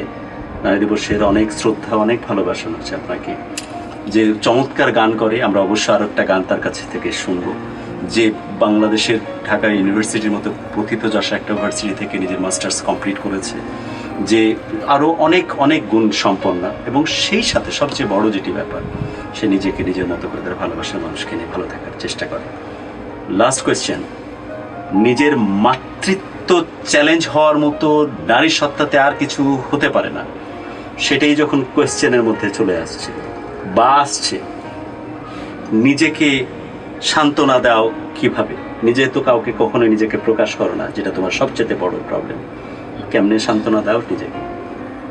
তোমার ওই অসুখের জন্য বা ওইটার দোহাই দিয়ে মানুষ যখন তোমার মাতৃত্বকে চ্যালেঞ্জ করেছে যে এই মেয়েটির পক্ষে সব সম্ভব, ইউনিভার্সিটির গ্র্যাজুয়েশন হবে, মাস্টার্স হবে, রাজনীতিতে বড় কাজ করবে, অমুক করবে, সমুক করবে, গানে বিখ্যাত হবে, কিন্তু নারীর পরিপূর্ণতা হচ্ছে তার মাতৃত্বে, তার মা হওয়া হবে না। এই বিষয়টার সাথে নিজেকে কিভাবে যুদ্ধ করেছো?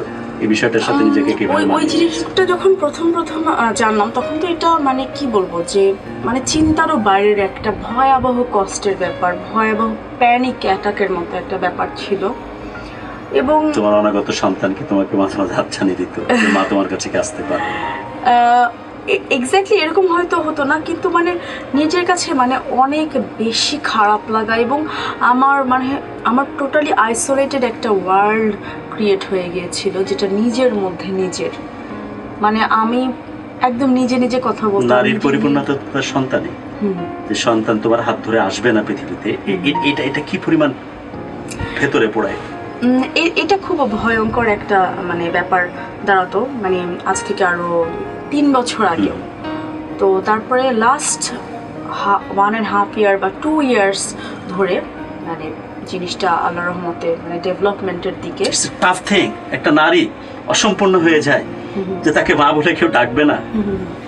মানে ওই সময়টা তো ভীষণ ইনসিকিউরিটি, ভীষণ কষ্ট, মানে এই কষ্টটা না কাউকে বোঝানোর মতো না। এবং আমার মনে হয় এই কষ্টগুলো ঢাকার জন্যই, নিজেকে নিজের কাছ থেকে ভুলিয়ে রাখার জন্য আমি আরো অনেক বেশি অ্যাক্টিভ থাকতাম।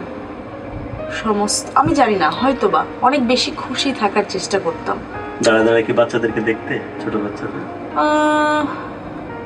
না ওরকম পালিয়ে বেড়াতে, না ওরকম না। আমি এই থটটা আমার মাথায় আসতে দিতাম না, জাস্ট পালিয়ে বেড়াতে একদম, মানে নিজেকে ভীষণ রকমের বিজি করে রাখতাম, ভীষণ রকমের। তুমি তো মা এবং সন্তানের যে সাংঘর্ষিক ব্যাপারটা তো কাছ থেকে অনুভব করেছো, তার যে মা হতে না পারার মেসেজটা কত বেশি একটা নারীকে কষ্ট দিতে পারে। হ্যাঁ, এটা তো খুবই ভয়ঙ্কর একটা ব্যাপার।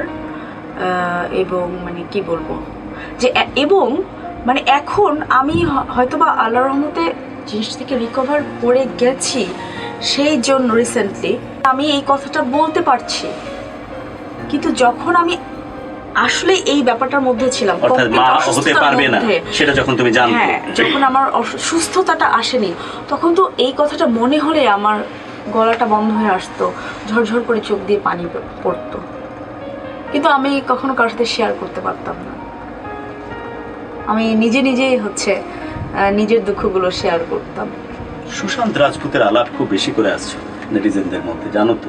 উদ্দেশ্য কিন্তু একটাই, এই ধরনের ক্যারেক্টারিস্টিক্সে মানুষ কিন্তু হঠাৎ করে নিজেকে শেষ করে দেয়, যে নিজেদেরকে এক্সপ্রেস করতে পারে না। তুমি সুশান্ত রাজপুত যেটা, এবং এরকম ধরনের অনেক ক্যারেক্টারিস্টিক্স যারা মানুষকে কষ্টের কথা বলতে পারেন, এক্সপ্রেশন দিতে পারে। হ্যাঁ, এবং সুশান্ত সিং রাজপুতকে ডেডিকেট করে আমার নিজের কিন্তু একটা মৌলিক গান আছে। ওই গানটা আমরা শুনবো তোমার কাছে। অনুষ্ঠান একদম শেষের দিকে যাচ্ছি,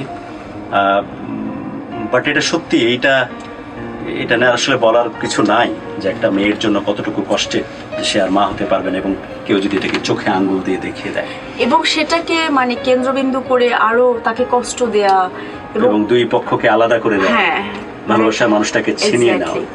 এবং আমরা দেখি, যেহেতু নারী দিবসের আমাদের এই প্রোগ্রামটা, নারীর প্রতি নারীর সহিংসতা কমাতে হবে, নারীর প্রতি নারীর শ্রদ্ধাশীল হতে হবে অনেক বেশি।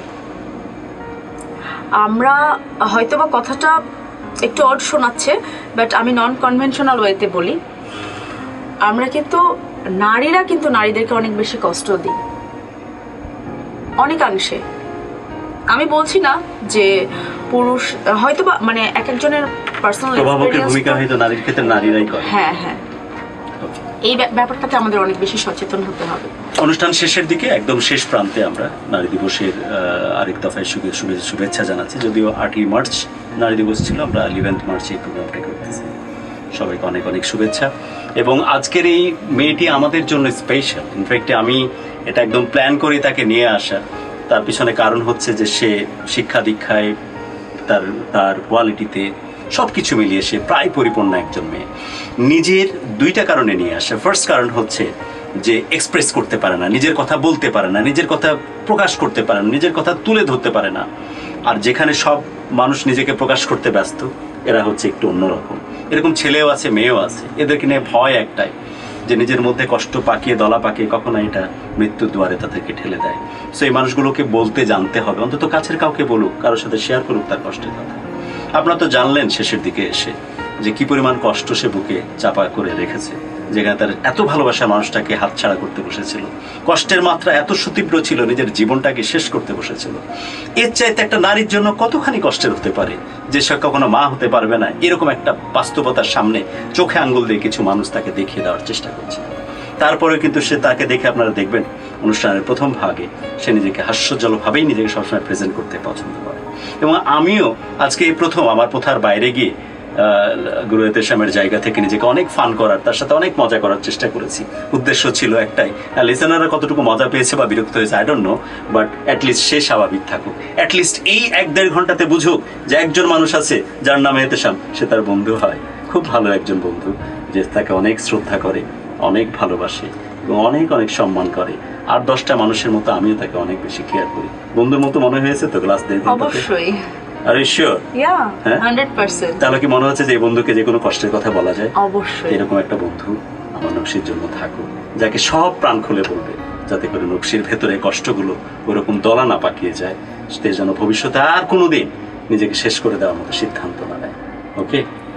এবং আমরা চাই নকশির হাত ধরে আসুক পৃথিবীতে দারুণ এক সন্তান, কারণ মা সন্তানের কি চমৎকার কেমিস্ট্রি, যে যেন প্রায়শই গল্পটা বলি আমি, যে আগামীকাল যে শিশুটি জন্ম নেবে সে যদি স্রষ্টাকে হঠাৎ প্রশ্ন করে বসে যে স্রষ্টা, পৃথিবীতে এত কষ্ট, এত দুঃখ, খাবো কি, হাঁটবো কিভাবে, চলবো কিভাবে, মানুষে মানুষে এত হানাহানি, স্রষ্টা হয়তো কানে কানে থেকে বলবে যে তুমি যাও, একজন অ্যাঞ্জেল আছে যে তোমাকে সাহায্য করবে। শিশুটি যখন জানতে চাইবে সে অ্যাঞ্জেলের নাম কি, স্রষ্টা তাকে শিখিয়ে দেবেন তিনি তোমার মা। সে চাইতে বেশি ইম্পর্টেন্ট আর কিছু হতে পারে না একটা নারীদের জন্য। তো পৃথিবীতে সমস্ত নারীত্ব প্রমাণ পাক, পরিপূর্ণতা পাক সন্তানের হাত ধরে। আর অফকোর্স তার কোল জোড়ে আসুক দারুণ এক সন্তান, তাদেরকে নিয়ে আমরা সেকেন্ড পার্ট করবো। আমার মনে হয় সেদিন খুব এক্সপ্রেসিভ দেখাবেন নকশিকে, প্রাণ খুলে কথা বলবে তার বন্ধু এতেশামের সাথে, রাইট? ওকে, বিদায়ের শেষ মুহূর্তে আমরা গানটা শুনতে শুনতে বিদায় নেবো। তার আগে আমি অফিসিয়ালি বিদায় নিচ্ছি।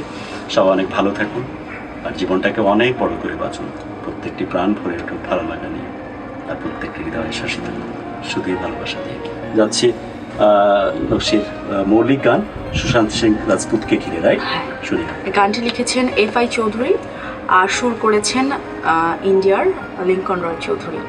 আমি গানে চলে যাচ্ছি। গানের কনসেপ্টটা ছিল আমার, তবে গানের গীতিকারকে আমি স্পেশাল থ্যাঙ্কস দেব আমার কনসেপ্টটাকে গানের মাধ্যমে খুব চমৎকারভাবে তুলে ধরার জন্য। আর লিঙ্কন রয় চৌধুরীর চমৎকার সুর ও সঙ্গীত তো আছেই, তার সাথে আমি গানে যাচ্ছি। সংগ্রাম, বেঁচে থাকার সংগ্রাম, মৃত্যুর পরেও আত্মমর্যাদার সংগ্রাম। সংগ্রাম, বেঁচে থাকার সংগ্রাম, মৃত্যুর পরেও আত্মমর্যাদার সংগ্রাম। খুন করে প্রতারক মানুষ, ফাঁদে আত্মহত্যার গল্প ফানুষ। চাষির রাজত্ব পৃথিবী জুড়ে, বলিউড কুড়ে কুড়ে খায়। বিবেক জাগ্রত হোক, গুণীদের সম্মান দাও। নিঃশ্বাসে বিষ আর না না না না ছড়া, বিবেক জাগ্রত হোক। সুশান্ত সিং তুমি নির্দোষ, প্রতিভায় তোমার শত্রু। নম্রতা তোমার কাল, শিক্ষা করুণ অশ্রু। পেল না রক্ষা তোমার, অসীম বীরত্বের এই ঢাল। চাষির রাজত্ব পৃথিবী জুড়ে, বলিউড করে করে খায়।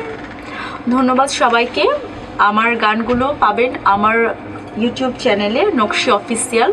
আপনারা সবাই অবশ্যই ভিজিট করবেন আর আমার চ্যানেলটা সাবস্ক্রাইব করবেন বেশি বেশি করে। নকশি অফিসিয়াল আমার ইউটিউব চ্যানেল, সবাই ওখানে সাবস্ক্রাইব করুন এবং ভিজিট করুন। অফকোর্স আমাদের এই পোস্টটি বেশি বেশি করে শেয়ার করুন। ভালোবাসা বাংলাদেশ, ঢাকা FM 90.4। আগামী সপ্তাহে রাত 11টায় আগামী বৃহস্পতিবার আবার দেখা হবে। সবাই অনেক অনেক ভালো থাকুন। আল্লাহ হাফেজ।